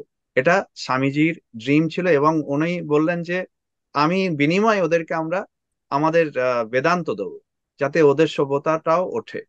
এই যে কথাটা এর মধ্যে লুকিয়ে আছে, তুমি যেটা বললে চন্দ্রচূড়, যে রবীন্দ্রনাথ বলেছেন বিবেকানন্দ এই দুটো সভ্যতা পশ্চিম এবং পূর্বের মাঝখানে দাঁড়িয়ে একটা মহৎ একটা ব্রিজ তৈরি করেছিলেন। তো রাজা রামমোহন রায়ও তাই চেষ্টা করেছিলেন, এবং তার পূর্বসূরি হিসেবে বিবেকানন্দ এটা করে গেছেন। তো এই প্রচেষ্টার পরে যে বাধাটা তৈরি হয়, শুরু আমি একটা সামান্য উদাহরণ দিচ্ছি। জ্যোতি বাসু যখন মুখ্যমন্ত্রী ছিলেন, উনি কম্পিউটারের এগেনস্টে ছিলেন, যে কম্পিউটার আসলে জব চলে যাবে। উনি প্রাইমারি স্কুলে ইংরেজি শিক্ষা উঠিয়ে দিলেন, বাংলাতে করা হবে। তা এই ধরনের যে মানে স্টেপ গুলো যখন নেওয়া হয়, তার একটা সেটব্যাক হয়, এবং সেটা সেই 47 সাল থেকেই হয়ে আসছে। নেহরুজি যখন আবুল কালাম আজাদকে আহ শিক্ষামন্ত্রী বানালেন, আহ আজাদের কোনো কোয়ালিফিকেশন ছিল না ওই পদের জন্য। ওনার মৌলানা ছিলেন, উনি উনি আরবে জন্ম বা মক্কায় জন্ম, এবং উনি শুধুমাত্র ইসলামিক স্কলার ছিলেন। মডার্ন সায়েন্স, মডার্ন টেকনোলজি সম্বন্ধে ওনার খুব একটা জ্ঞান ছিল না। তো যাই হোক, তিনি তেনাকে শিক্ষামন্ত্রী করা ছিল, এবং পরে এই সমস্ত ছোট ছোট বা বড় বড় সিদ্ধান্তের জন্য সুদূর প্রসারী ফল হয়। এখন আমি দেখো, আমি তো বস্টনে থাকি। বস্টন হচ্ছে আহ আমেরিকার হার্ট, মানে এখানে 20 মাইলের মধ্যে 20টার বেশি ইউনিভার্সিটি আছে। তো এখানে আমি আজকে প্রায় 40 বছর আছি। আমেরিকার কত ভালো দিক আছে, আহ আমরা শুধু খারাপ দিকটার দিকে নজর দেখাই। আহ সেই আমেরিকা, কটা আমেরিকা, মানে আমি আমেরিকার পশ্চিম মানে আমি আমেরিকা ধরেই বলছি, কটা আমেরিকা আছে? একটা হচ্ছে আমেরিকান গভর্নমেন্ট, একটা হচ্ছে আমেরিকার যারা যারা ইন্টেলিজেন্স, যারা সিআইএ বা যারা হক, যারা, তারা একটা, আমেরিকার বিজনেস সোসাইটি আছে, আমেরিকার সায়েন্স অ্যান্ড টেকনোলজি সোসাইটি আছে, আমেরিকান অ্যাভারেজ আমেরিকান যারা নাগরিক। কোন আমেরিকাকে আমরা যখন বলি যে খারাপ বা ভালো, আমার মতে, আমি যেহেতু এতদিন এর দেশে আছি, শুধু এই দেশে আছি বলেই বলছি না, অ্যাভারেজ আমেরিকান মিথ্যে কথা বলে না। আমি আমি বলছি, যেটা ভারতবর্ষে কন্ট্রাস্ট আছে আমার এখানে আসার পর মনে হয়েছে।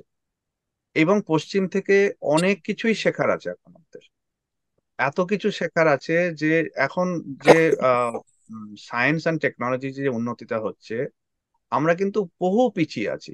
কলকাতায় যে সায়েন্স রিভলিউশন হয়েছিল, আগের দিন প্রফেসর সেন বলেছেন, আমিও ছিলাম।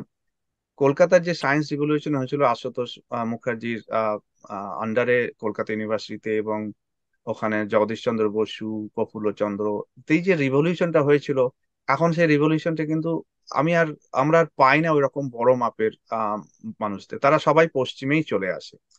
তো এই ভারতবর্ষে এমন একটা পরিস্থিতি তৈরি করতে হবে যাতে আবার ভারতবর্ষে পশ্চিমের আহ না গিয়ে মেধা যেন ভারতবর্ষে থাকে এবং বাইরে থেকে এসে ভারতবর্ষে রিসার্চ করুক, এবং যেটা এখন আমাদের এখনকার প্রধানমন্ত্রী বলেছেন যে মেক ইন ইন্ডিয়া এবং বিভিন্ন প্রজেক্ট, যাতে ভারতবর্ষের মধ্যে আমরা আবার সেই জ্ঞানের উৎস ছড়িয়ে আনতে পারি। এবার যে আমাদের যে একটা রিয়াকশন মতো চলছে এখন, যেটা তুমি উল্লেখ করলে চন্দ্রচূড়, যে একটা ব্যাকলাশ মতো চলছে, যে আমাদের পশ্চিমী প্রভাব এমন ভাবে হয়েছে, আহ এবং তার ফলে হিন্দুত্ব, জাতীয়তাবাদ এগুলো আসতেই এটা অবশ্যম্ভাবী ছিল আসা, যে আমাদের নিজস্ব গর্ব এতদিন ধরে আমাদের দাবিয়ে রাখা হয়েছে। আমরা এখন ইন্টারনেটের যুগে জ্ঞান হচ্ছে মোটামুটি ডেমোক্রেটাইজ, আর কেউ জ্ঞানের কোনো ইনফরমেশনের জন্য আমরা আর ইউনিভার্সিটি লাইব্রেরিতেই বসে থাকতে হবে না। তো এখন মানুষ জাগছে। তো আমি একটুকুই বলবো যে পশ্চিম আহ আমাদের ভারতবর্ষ থেকে শিখেই পশ্চিম উন্নত হয়েছে, এবং এখন পশ্চিম এত উন্নত হয়েছে যে আমাদের ওখান থেকে অনেক কিছু শেখার আছে। হ্যাঁ, ওকিজম যে কালচার, এই ধরনের ব্যাপারগুলো আমাদের খুবই সাবধান থাকতে হবে, যে আমরা যেন আবার সেই ট্র্যাপে না পড়ি, যেটা ঔপনিবেশিকের মানসিকতা, সেই ট্র্যাপে না পড়ি, সেটা কালচারালি হোক, ইন্ডাস্ট্রি ওয়াইজ হোক, আবার যেন নতুন কলোনিয়াল পাওয়ার তৈরি না হয়। গুগল বা অ্যামাজন এরা বা চাইনিজ কোম্পানিজ ওরা গিয়ে যেন আবার নতুন করে উপনিষদবাদ না তৈরি করে। এর জন্য সবাইকে সজাগ থাকতে হবে, সরকারকে। কিন্তু আই এম 100% এগ্রি যে পূর্ব এবং পশ্চিমের যে একটা মিলন, সেটা না হলে ভারতবর্ষের বিশ্ব শান্তি, যেটা আমাদের প্রধানমন্ত্রী এখন বলছেন, এক পৃথিবী, এক সভ্যতা, একই ফিউচার, এটা সময় এসে গেছে। তার জন্য পশ্চিমকেও আমাদের চাই, যাদেরকে আমাদের ভালো লাগে না তাদেরকেও চাই, তাদেরকেও পরিবর্তন করার দায়িত্ব অনেকটা আমাদের এসে এসে যায়। তার জন্যই বিশ্বগুরু কথাটা বলা হয় বারবার ভারতবর্ষকে, এবং আমি এই প্রসঙ্গে বলি, আমি মনে করি ভারতবর্ষ বিশ্বগুরু ছিল, আছে এবং রইবে। আপনার মানে অনেকদিন ধরে আপনার এইসব মানে সমাজ এবং আমাদের হিন্দু শাস্ত্রীয় বেদ বেদান্ত নিয়ে অনেক কিছুই আপনার বিষয়ে জানতে পেরেছি আপনার মাধ্যমে আর কি। তো মানে এখনকার যুগে ব্যাপারটা হচ্ছে কি, মানুষ না, আপনার তো অনেক বই লিখেছেন, কিন্তু সেই বইগুলা কর্মীদের কাছে যতটুকু পেরেছি আনার চেষ্টা করেছি, কিন্তু সমস্যা হচ্ছে কি, এখনকার যুগের ছেলেরা না বইটা পড়তে চায় না। এটা হচ্ছে মূল সমস্যা। এবার এই যে যে আজকে বিষয়টা নিয়ে যে আলোচনা হলো, এটা খুবই এসেন্সিয়াল বিষয়। এটা যদি আমাদের কর্মী এবং যেসব আমরা যারা ভলেন্টিয়ার রয়েছি, আমাদের হিন্দু সমাজের যারা কর্মী রয়েছি, তাদের আগে জানা প্রয়োজন বলে আমার মনে হয়। তো এই টোটাল বিষয়টা নিয়ে, যেমন আপনি নালন্দা নিয়ে যখন বলছিলেন, হয়তো নালন্দার কিছু ছবি ভিডিও দিয়ে তার পিছনে ব্যাকগ্রাউন্ডের যদি আপনি তার ইতিহাসটা বলতেন, এরকম ছোট্ট ছোট্ট করে ভিডিও যদি তৈরি করে সেই সব ভিডিওগুলো যদি ইউটিউব চ্যানেল কিংবা ফেসবুক মেসেঞ্জারের মাধ্যমে যদি আমরা কর্মীদের কাছে পৌঁছাতে পারি, তারা ইতিহাস এবং আমাদের পুরনো ইতিহাস সম্বন্ধে তারা চট করে গ্রহণ করবে জিনিসটা। কিন্তু বইতে না, আনছি ঠিকই, কিন্তু বইটা ঠিক আলমারিতে থেকে যাচ্ছে দাদা। বুঝেছি। খুবই খুবই ভালো তুমি বলেছো। অ্যাকচুয়ালি এই প্রচেষ্টা শুরু হয়েছে, এই যে আজকে আমাদের ভাই কৃষ্ণ যে এই টকটা শুরু করেছে, আম, এটা একটা শুরু। এবং আরো কয়েকজন এগিয়ে এসেছেন, আমাদের চন্দ্রচূড়, ও আমার সঙ্গে কাজ করছে এই এই ধরনের ভিডিও তৈরি করার জন্য, এবং আরো দুটো, অ্যাকচুয়ালি কালকেই আরো দুটো চ্যানেল আমাকে রিকোয়েস্ট করেছে। হ্যাঁ, আমার ইচ্ছা আছে এই 5-6 মিনিটের ছোট ছোট ভিডিও প্রায় ভাগ করে করে করার আমার প্ল্যান আছে, এবং আশা করি তাড়াতাড়ি শুরু করব। এই চন্দ্রচূড় এবং দাদার মধ্যে যে কথা, যে আলোচনাটা হচ্ছিল, সে আলোচনাটা এই জন্যই হচ্ছিল যে কাজ অনেকটা এগিয়ে গেছে। কারণ যেটা কাঞ্চনদা বললেন, আমাদের বোঝাবার চেষ্টা করলেন, যে 50, 60, 70 বছর আগে যে অবস্থা ছিল ভারতবর্ষে, তার থেকে বর্তমান অবস্থা নানান রকম দ্বন্দ্ব কোলাহলের মধ্যে দিয়ে, বিষোদ্গারের মধ্যে দিয়ে একটা অমৃতের আভাস আহ, দূরে না হলেও অদূরে দেখা যাচ্ছে, এরকম একটা বললে বোধহয় খুব ভুল হবে না। সেই জন্যই আজকে আমাদের হয়তো এইসব কথা আসছে, যে একটা রিটার্ন আমাদের আসছে, যে আমরা যে পথটা নেব। কারণ যেটা দাদা বললেন যে এই করতে গিয়ে আমাদের যেই ভারতবাদ, ভারতীয়তা, ভারতের হিন্দু ধর্মকে এতদিন দলিত করে রাখা হয়েছিল, তো সে যখন একটা মুখ খোলবার সুযোগ পেয়েছে, সে তো প্রাথমিকভাবে সেভাবেই তাকে নিজেকে প্রকাশ করবে, এবং দ্বিতীয় স্টেজে, দ্বিতীয় পদক্ষেপে সে নিজেকে আরো উন্মুক্ত করবে, সে আরো সার্বভৌম হবে, এবং সে তার নিজের স্বরূপ খুঁজে পাবে। আজকে কাঞ্চনদার কথার মধ্যে এটা খুব প্রচ্ছন্ন বা প্রকটভাবে হলো, খুব পরিষ্কার হলো। এবং স্বামীজি, রবীন্দ্রনাথ, শ্রী অরবিন্দ, এনাদের মধ্যে দিয়ে যে প্রাচ্য প্রতীচ্যে যে মিলন সেতুমূলক যে একটা বিরাট ব্রিজ কাজ করেছিল, সেটা তারা ওয়াজ much ahead of our Times. মানে তারা এমন একটা কাজ করে দিয়ে গেছেন, যেটা আরো 50 বছর পরে, 100 বছর পরে আমরা আরো ভালো করে, আরো বৃহত্তর ভাবে, আরো গভীরতর ভাবে আমরা বুঝতে পারবো। যেহেতু এখানে অনেক বিদগ্ধ মানুষেরা আছেন, আমি তাই আর লোভ সামলাতে পারলাম না এই কথাটা না বলে আর কি। কারণ এটা না, একটা, খুবই এটা ভালো এটা কারণ বলেছেন। এটা একটা টেম্পোরাল এভলিউশন। এটা আমাদের বোঝবার খুব দরকার আছে, যে এর মধ্যে দিয়ে আমরা আরো এগিয়ে যাচ্ছি, এবং আস্তে আস্তে সেই সম্পূর্ণ উদার সার্বভৌম সনাতন ধর্মের স্বরূপকে আমরা খুঁজে পাবো, যেটা ঋষিরা প্রতিষ্ঠিত করে দিয়ে গেছিলেন গত সত্য যুগে, যাতে আগামী দিনের সত্য যুগ আবার পুনঃপ্রতিষ্ঠিত হয়। নমস্কার। খুবই ভালো বলেছেন জয়দা। আমাদের ইতিহাস এরকম কেন লেখা হয়েছে আমি খুব একটা ফ্রাস্ট্রেটেড নই, কারণ বোধহয় আমরা জানি যে হিস্ট্রি ইজ রিটেন বাই ভিক্টরস। সেই জন্য ব্রিটিশরা তাদের মতন লিখেছে, মুসলিমরা তাদের মতন লিখেছে। কিন্তু আমার প্রশ্ন হচ্ছে, আমি যদি চারিদিকে তাকিয়ে দেখি, ভারতীয়রা নিজেদের মধ্যে মারামারি করে সময় কাটিয়ে যাচ্ছে। ভারতকে ঐক্যবদ্ধ করার জন্য আমাদের কি করা দরকার? ভারত এখন এতটা মানে ডিভাইডেড হয়ে আছে। কিছু কিছু ইসে খুব ভালো প্রোগ্রেস হচ্ছে, চন্দ্রযান গেছে, ইয়ে গেছে, অনেক ভালো ভালো ইয়ে হচ্ছে। কিন্তু যেরকম আমেরিকা, জুডাই খ্রিস্টান কালচারের রাজত্ব, হিন্দু ফোবিয়া, কারণ আমরা ঐক্যবদ্ধ হতে পারছি না। এখন কিছু কিছু রেসপেক্ট পাচ্ছে, কিন্তু ইন্ডিয়াতে আমরা কিভাবে একটা ঐক্যবদ্ধ ভারত তৈরি করতে পারি, যাতে করে আহ আমাদের উন্নতিটা, যেরকম মানে আমার পার্সোনাল মতে আহ, স্বামী বিবেকানন্দের ঐতিহ্যই সেটা করতে পারে। কিন্তু আপনার মতামতটা পেলে খুব ভালো হতো। ভারতবর্ষকে ঐক্যবদ্ধ করা কিভাবে? খুবই ভালো কোয়েশ্চেন ধ্রুবদা। যারা জানেন না ধ্রুবদাকে, উনি বস্টনই থাকেন। উনি আমাদের কলকাতার ইন্ডিয়ান স্ট্যাটিস্টিক্যাল ইনস্টিটিউট থেকে উনি পড়াশোনা করেছেন এবং এখানেও স্ট্যাটিস্টিক্স এর কাজ করেন। কোয়েশ্চেনটা আবার সেই চন্দ্রচূড়ের যে কোয়েশ্চেন ছিল, এরকমই কঠিন কোয়েশ্চেন। এটা উত্তর দেওয়াটা, আম, দেখুন, প্রথম মানুষের যেটা সাধারণ স্বভাব, যে আহ, তার ভাত কাপড় যতক্ষণ না থাকবে ততক্ষণ পর্যন্ত এই দেশভক্তি বা যে কোনো ধরনের হায়ার থিঙ্কিং তাদের তখন সহজে আসবে না। খালি পেটে ধর্মও হয় না, এবং এবং দেশাত্মবোধও হয় না। এটা একদম প্র্যাকটিক্যাল, একদম সত্যি, খাঁটি সত্যি কথা। আম, ভারতবর্ষ এতদিন দারিদ্রতার মধ্যে ডুবে ছিল, এত দারিদ্রতা, এবং হঠাৎ করে এখন একটা উন্নতির ঝলক এসছে।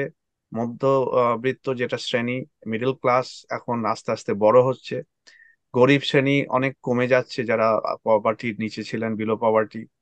এইবার প্রথমত ভাত কাপড়, চাকরি, গাড়ি বাড়ি, এটা হচ্ছে সবার একটু প্রাথমিক উদ্দেশ্য, যে কি করে আমি আহ ভালো একটা রোজগার করব, গাড়ি কিনবো, ভালো বাড়ি হবে। এই যে প্রাথমিক, এইগুলো যখন মিটবে আস্তে আস্তে, আমার মনে হয় একটু সময় লাগবে। মানুষ ভুভুক্ষ, মানে ভুভুক্ষ in the sense for material prosperity. তো সেটা যতক্ষণ না পর্যন্ত তার থেকে উত্তরণ হচ্ছে, ততক্ষণ পর্যন্ত এই সমস্ত ইউনিটি অফ ভারত এগুলো করা খুবই কঠিন। সেখানে দায়িত্ব এসে যায় আপনার আমার মতো মানুষদের, যারা সমাজের মধ্যে কিছু কাজকর্ম করার চেষ্টা করি। এবং আমার বলতে ভালো লাগবে যে অ্যাটলিস্ট 1000-এর উপর সংগঠন এখন ভারতবর্ষে কাজ করছে বিভিন্ন প্রান্তে। যাদের কাজই হচ্ছে এই জাগরণটাকে আনার জন্য। এবং তার মধ্যে কিছু কিছু খারাপ কাজও হচ্ছে। বাট ওভারঅল আমার মতে বলে ভারতবর্ষে যে সংগঠনগুলো এখন কাজ করছে, আমি নাম না নিয়েই বলছি, তারা অনেকখানি এগিয়ে গেছে। এবং আহ দেখুন, ধর্মীয় সংস্থান রামকৃষ্ণ মিশন, ভারত সেবাশ্রম, এগুলো কাজ করছে। এমনকি এখনকার যারা মডার্ন ধর্মীয় গুরু, শ্রী শ্রী রবিশঙ্কর, জয় জয় সদ্গুরু, এরাও কিন্তু এখন মানুষের মধ্যে একটা একটা মানে আহ, প্রভাব ফেলেছেন। এবার সরকার আহ, রাজনৈতিক ব্যাপারে আহ, এটা খুবই কঠিন। রাজনীতি রাজনীতি যখনই হবে বিভাজন থাকবেই, এক দল আর এক দল, দলাদলি থাকবে।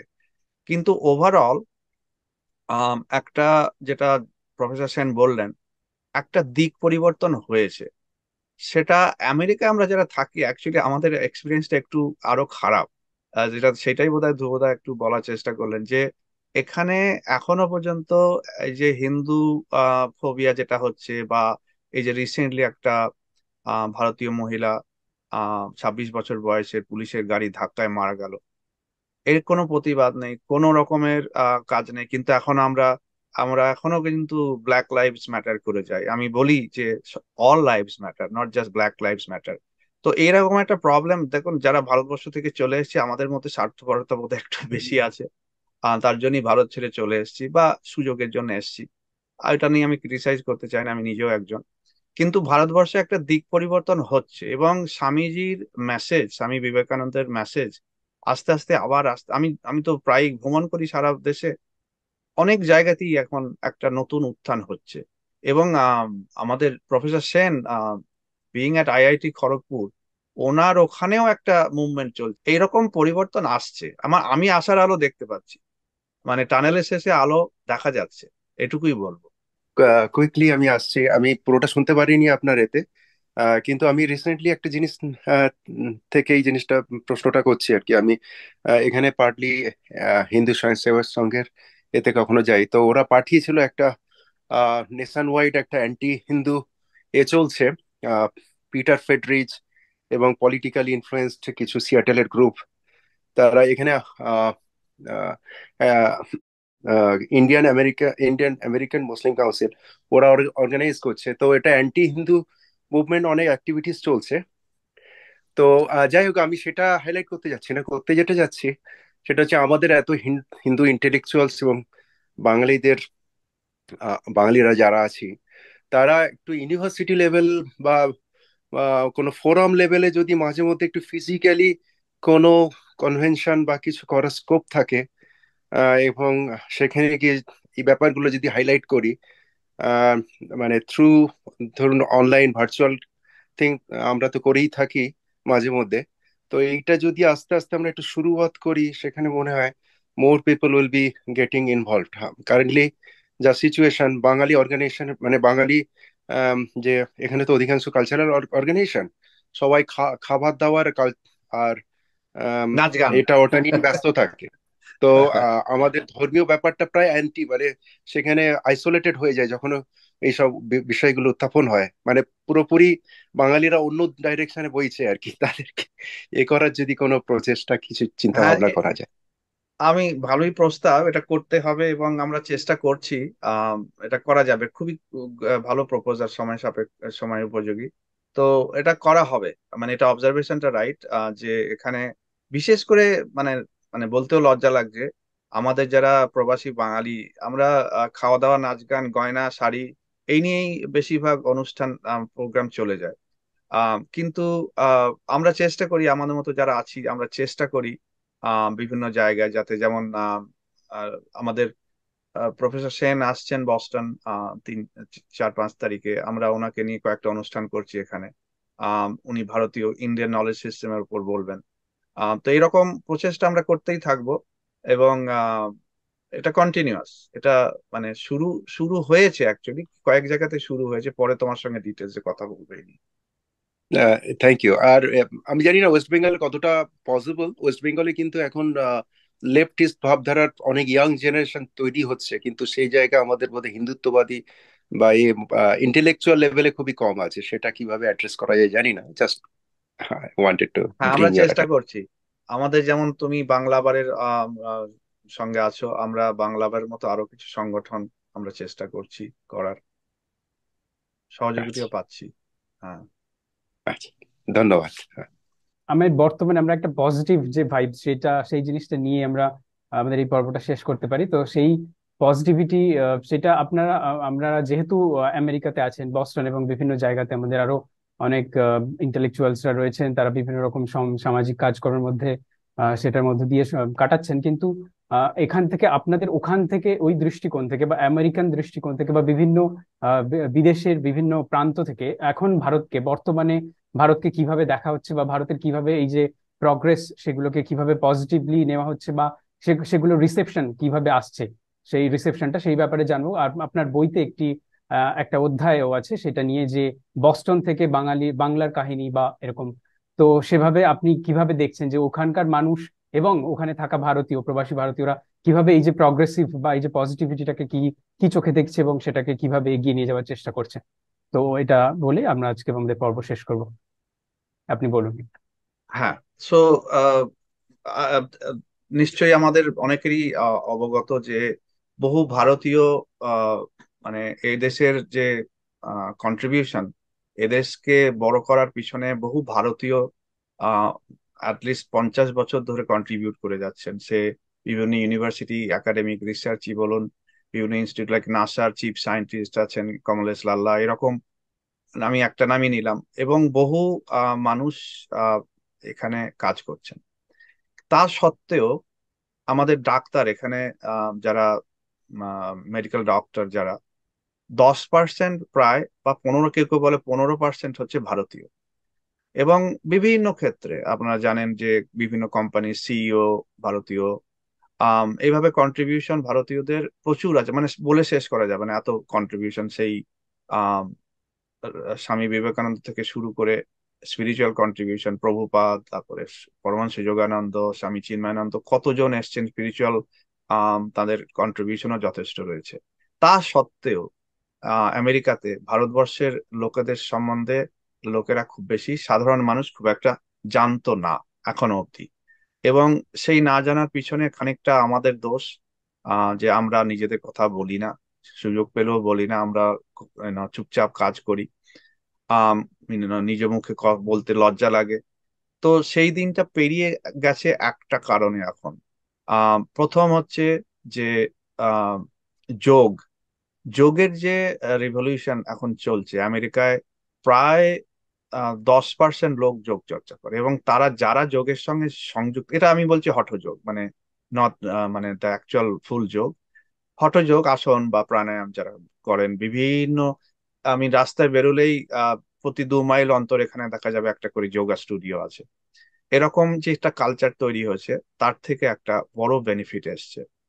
আম, এবং আম, বিভিন্ন গুরুরা যারা আসেন, শ্রী শ্রী রবিশঙ্করী হন, সদ্গুরু হোক, তাদের প্রচুর ফলোয়ার্স আছে পশ্চিমে এবং মধ্যপ্রাচ্যেও, তার একটা প্রভাব রয়েছে। কিন্তু যতদিন পর্যন্ত আমাদের এখনকার যিনি প্রধানমন্ত্রী, মাননীয় প্রধানমন্ত্রী নরেন্দ্র মোদীজি যতক্ষণ না চীনে এসেছেন, ততক্ষণ পর্যন্ত আমরা অনেকেই হীনমন্যতায় ভুগতাম। যে ভারতীয় বলতে একটু লজ্জা লাগতো, ভারতীয় বলতে একটু সংকোচ হতো, হিন্দু বলতে একটু সংকোচ হতো। এক কলমে যোগকে ইন্টারন্যাশনাল যোগ ডে ইউনাইটেড নেশনসে করার পিছনে আমাদের প্রধানমন্ত্রী ছিলেন, মানে এক কলমে। তো পৃথিবীর প্রায় সবকটা দেশই ইউনানিমাসলি যোগ ইন্টারন্যাশনাল যোগ ডে কে স্বীকৃতি দিয়েছে। তার একটা সুদূর প্রসারী ফল হবে এখন। আম, মানে 100 বছর ধরে তার হয়তো প্রভাব এখন দেখা যাবে না হয়তো, বাট প্রভাব শুরু হয়ে গেছে অলরেডি। কিন্তু এই যে লিডারশিপ, ভারতবর্ষের রাজনৈতিক লিডারশিপ, অর্থনৈতিক লিডারশিপ, মিলিটারি লিডারশিপ, এটা খুবই প্রয়োজন ছিল। এবং তার জন্য এখনকার আমি পলিটিক্স বাদ দিয়েই বলছি, আমাদের যিনি এখন প্রধানমন্ত্রী নরেন্দ্র মোদী, উনি যেভাবে ভারতবর্ষকে পৃথিবীতে স্থাপনা করেছেন, পৃথিবীর এমন কোনো নেতা নেই যে ওনার সঙ্গে সদ্ভাবনা করেনি, এক্সেপ্ট কানাডা, যেটা এখন চলছে। এবং এটাও একটা দিক যেটা ভারতবর্ষ এখন নিজেকে অ্যাসার্ট করতে পারছে, যে তুমি কানাডাতে পুষে রেখেছো খালিস্তানিদের, তোমাকে বারবার বলা হচ্ছে ওদেরকে আমাদের দেশে ফেরত পাঠাও, পাঠাচ্ছ না। এইবার তারা গ্যাং ওয়ারে কিভাবে মারা গেছে তার জন্য ভারতবর্ষকে দায়ী করছো, এটা তো লজ্জার বিষয়। তোমার সিটিজেনকে আমরা মেরেছি, ভারতবর্ষ মেরেছে, এটা কি করে হতে পারে? তোমার সিটিজেনকে তুমি প্রোটেক্ট করতে, এটা লজ্জার কথা। টুডু যে কিভাবে এই কথাটা বলেছে, হ্যাঁ এর পিছনে কনস্পিরেসি আছে, খালিস্তানি একটা বিশাল কনস্পিরেসি আছে। এবং ভারতবর্ষ তার যে যেটা করার, যেটা এতদিন হয়নি কখনো, এখন করে চলেছে। বিভিন্ন শুধুমাত্র কানাডা নয়, যে বিভিন্ন দেশের সঙ্গে, পাকিস্তানের সঙ্গেই হোক, চায়নার সঙ্গে হোক, এই যে লিডারশিপ দেখানোটা, এই লিডারশিপটার অভাব ছিল এতদিন, রাজনৈতিক লিডারশিপ। এবার অর্থনৈতিক লিডারশিপ আস্তে আস্তে আমরা আমাদের অর্থনীতি ভারতবর্ষে যখন আহ 3 নম্বরে পৌঁছবে আগামী কয়েক বছরের মধ্যে পৃথিবীর মধ্যে, এবং মিলিটারিলি আমরা 3 বা 4 নম্বরে এখন আছি। এই যে তিনটে শক্তি, অর্থনৈতিক, আম, এবং রাজনৈতিক এবং মিলিটারি শক্তি, ভারতবর্ষের আসল শক্তি তো আধ্যাত্মবাদে, সবাই জানি, সেটা আমি যাচ্ছি না। আম, যেটা যোগ তার একটা অঙ্গ। তো আম, ভারতবর্ষ উঠছে, এই সময় এরকম আমাদের একটা নেতার প্রয়োজন ছিল। আহ, এবং এসছেন। উনি যে সব আমাদের সমস্ত আকাঙ্ক্ষা যে উনি মেটাচ্ছেন সেটা বলবো না, অনেক কিছু করার রয়েছে, কিন্তু অনেক কিছু কাজ হয়েও গেছে। এবং এই যে অ্যাসার্টিভ লিডারশিপ, এই যে G20 সম্মেলন হলো, ভারতবর্ষ তার যে অতীতের প্রাচীন বাণী, যে বসুধৈব কুটুম্বকম, এইটাকে পৌঁছতে আজ 75 বছর লেগে গেল একটা ভারতবর্ষের একজন নেতার, যিনি পৃথিবীর সামনে এই কথাটা বলবেন যে সারা পৃথিবী আমার পরিবার। এটা খুবই লজ্জার বিষয়, বাট সুখের বিষয় এই যে হ্যাঁ, এখন আমাদের ভারতবর্ষ লিডারশিপ নিয়েছে, এবং এই ধরনের কথাবার্তা আমাদের বেদের, উপনিষদের বাণী সারা পৃথিবীর কাছে পৌঁছে দিচ্ছে, যেটা পৃথিবীর শান্তি, পৃথিবীর উন্নতি প্রগতির জন্য খুবই প্রয়োজনীয় এই মুহূর্তে। এইটুকুই বলার। She wanted to ask about Jadavpur University and JNU problems, how to solve the radicalist issues. এবং তার সাথে আমি এটাকে অ্যাড করব, আমি প্রসূন চৌধুরীর একটা প্রশ্ন নিয়ে নেবো ছোট।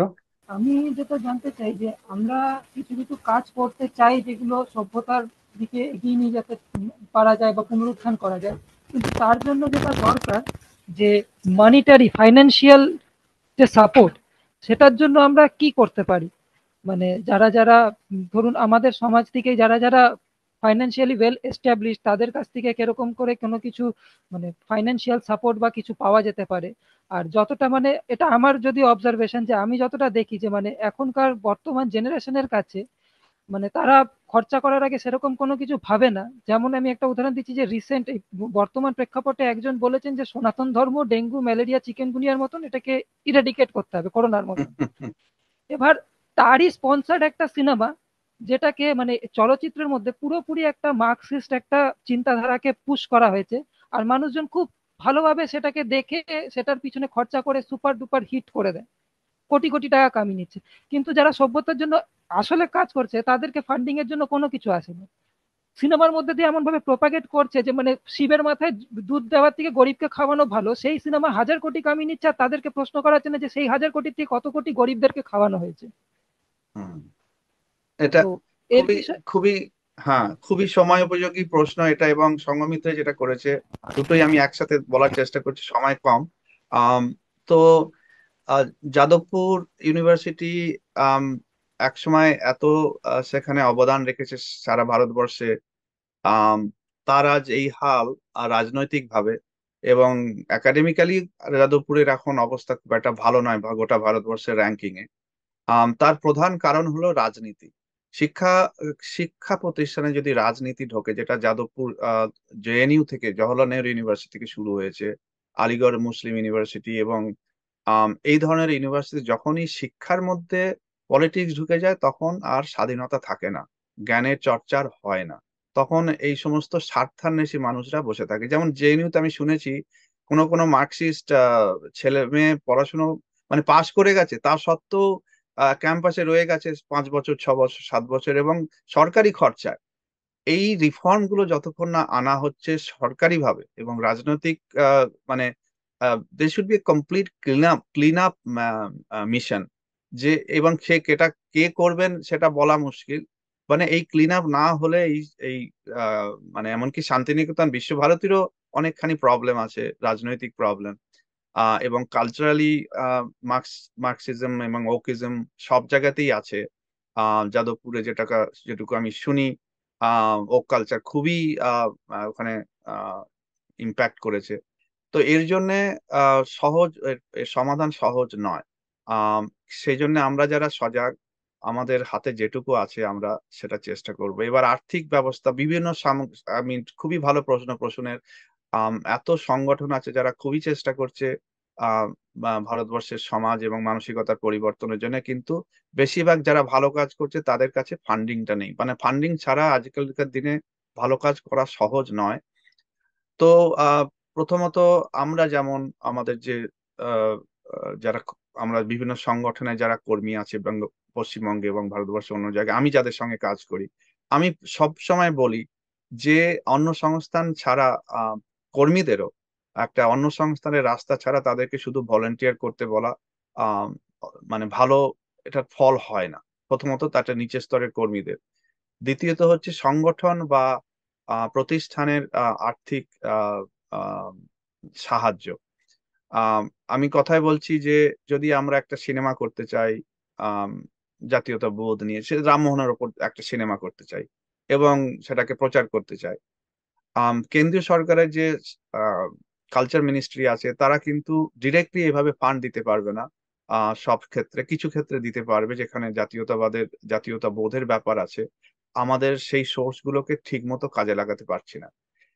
মজার ঘটনা এই হলো যে বেঙ্গলে অ্যালোন যতগুলো সেন্ট্রাল গভর্নমেন্টের ইনস্টিটিউট আছে, তার বেশিরভাগ জায়গায় টাকা পয়সা আসে, যেগুলো খরচা হয় যে কাজে যেভাবে খরচা করা হয় সেগুলো এই ওক কালচারকেই, মার্কসিস্ট কালচারকেও সাপোর্ট করে। মানে আনবিলিভেবলি সেন্ট্রাল গভর্নমেন্টের টাকা নিয়ে এসে, তো এবার বাংলার আহ যারা জাতীয়তাবাদী নেতৃত্ব স্থানে আছেন তাদের একটা দায়িত্ব যে সেন্ট্রাল গভর্নমেন্টের টাকা, কোটি কোটি টাকা, ইজ নট লক্ষ লক্ষ, কিভাবে সেটাকে ঠিক ভালোভাবে কাজে লাগানো যায় সেটা লিডারশিপের একটা দায়িত্ব এসে যায়। আম, তো আমি আশা করি যদি কেউ শোনেন আমাদের পশ্চিমবঙ্গে যারা জাতীয়বাদী লিডার, তারা এটা নিয়ে দেখবেন। এবং যারা কি হয়, ব্যবসাদাররা সাধারণত পয়সা কড়ি ডোনেট করে পলিটিক্সে, পলিটিক্যাল পার্টিকে। আমাদের এখনো মনে হয় না সেরকম ভাবে আমরা অ্যাপ্রোচ করেছি আহ ব্যবসাদারদের, দেখো আমি একটা ভালো কাজ করতে যাচ্ছি, আমাকে পয়সা দাও। যেমন রাজাকারদের নিয়ে একটা সিনেমা হচ্ছে, সেই সিনেমাটার ফান্ডিং কিন্তু পাওয়া গেছে। আহ যেমন সাভারকারের ওপর সিনেমা, ফান্ডিং পাওয়া যাচ্ছে। তো দক্ষিণ ভারত অ্যাকচুয়ালি পথ দেখাচ্ছে। বন্দে মাতরম সিনেমাটা হচ্ছে দক্ষিণ ভারতের। তো ফান্ডিং আসবে, কিন্তু আম, আমাদের অ্যাপ্রোচটা সব জায়গায় ঠিক নয়। আম, এবং আমাদের ভালো করে দেখতে হবে যে আমরা কি কি সোর্স আমরা জোগাড় করতে পারি এবং সেখানে পৌঁছতে পারি। আম, এইটুকুই বলবো এখন।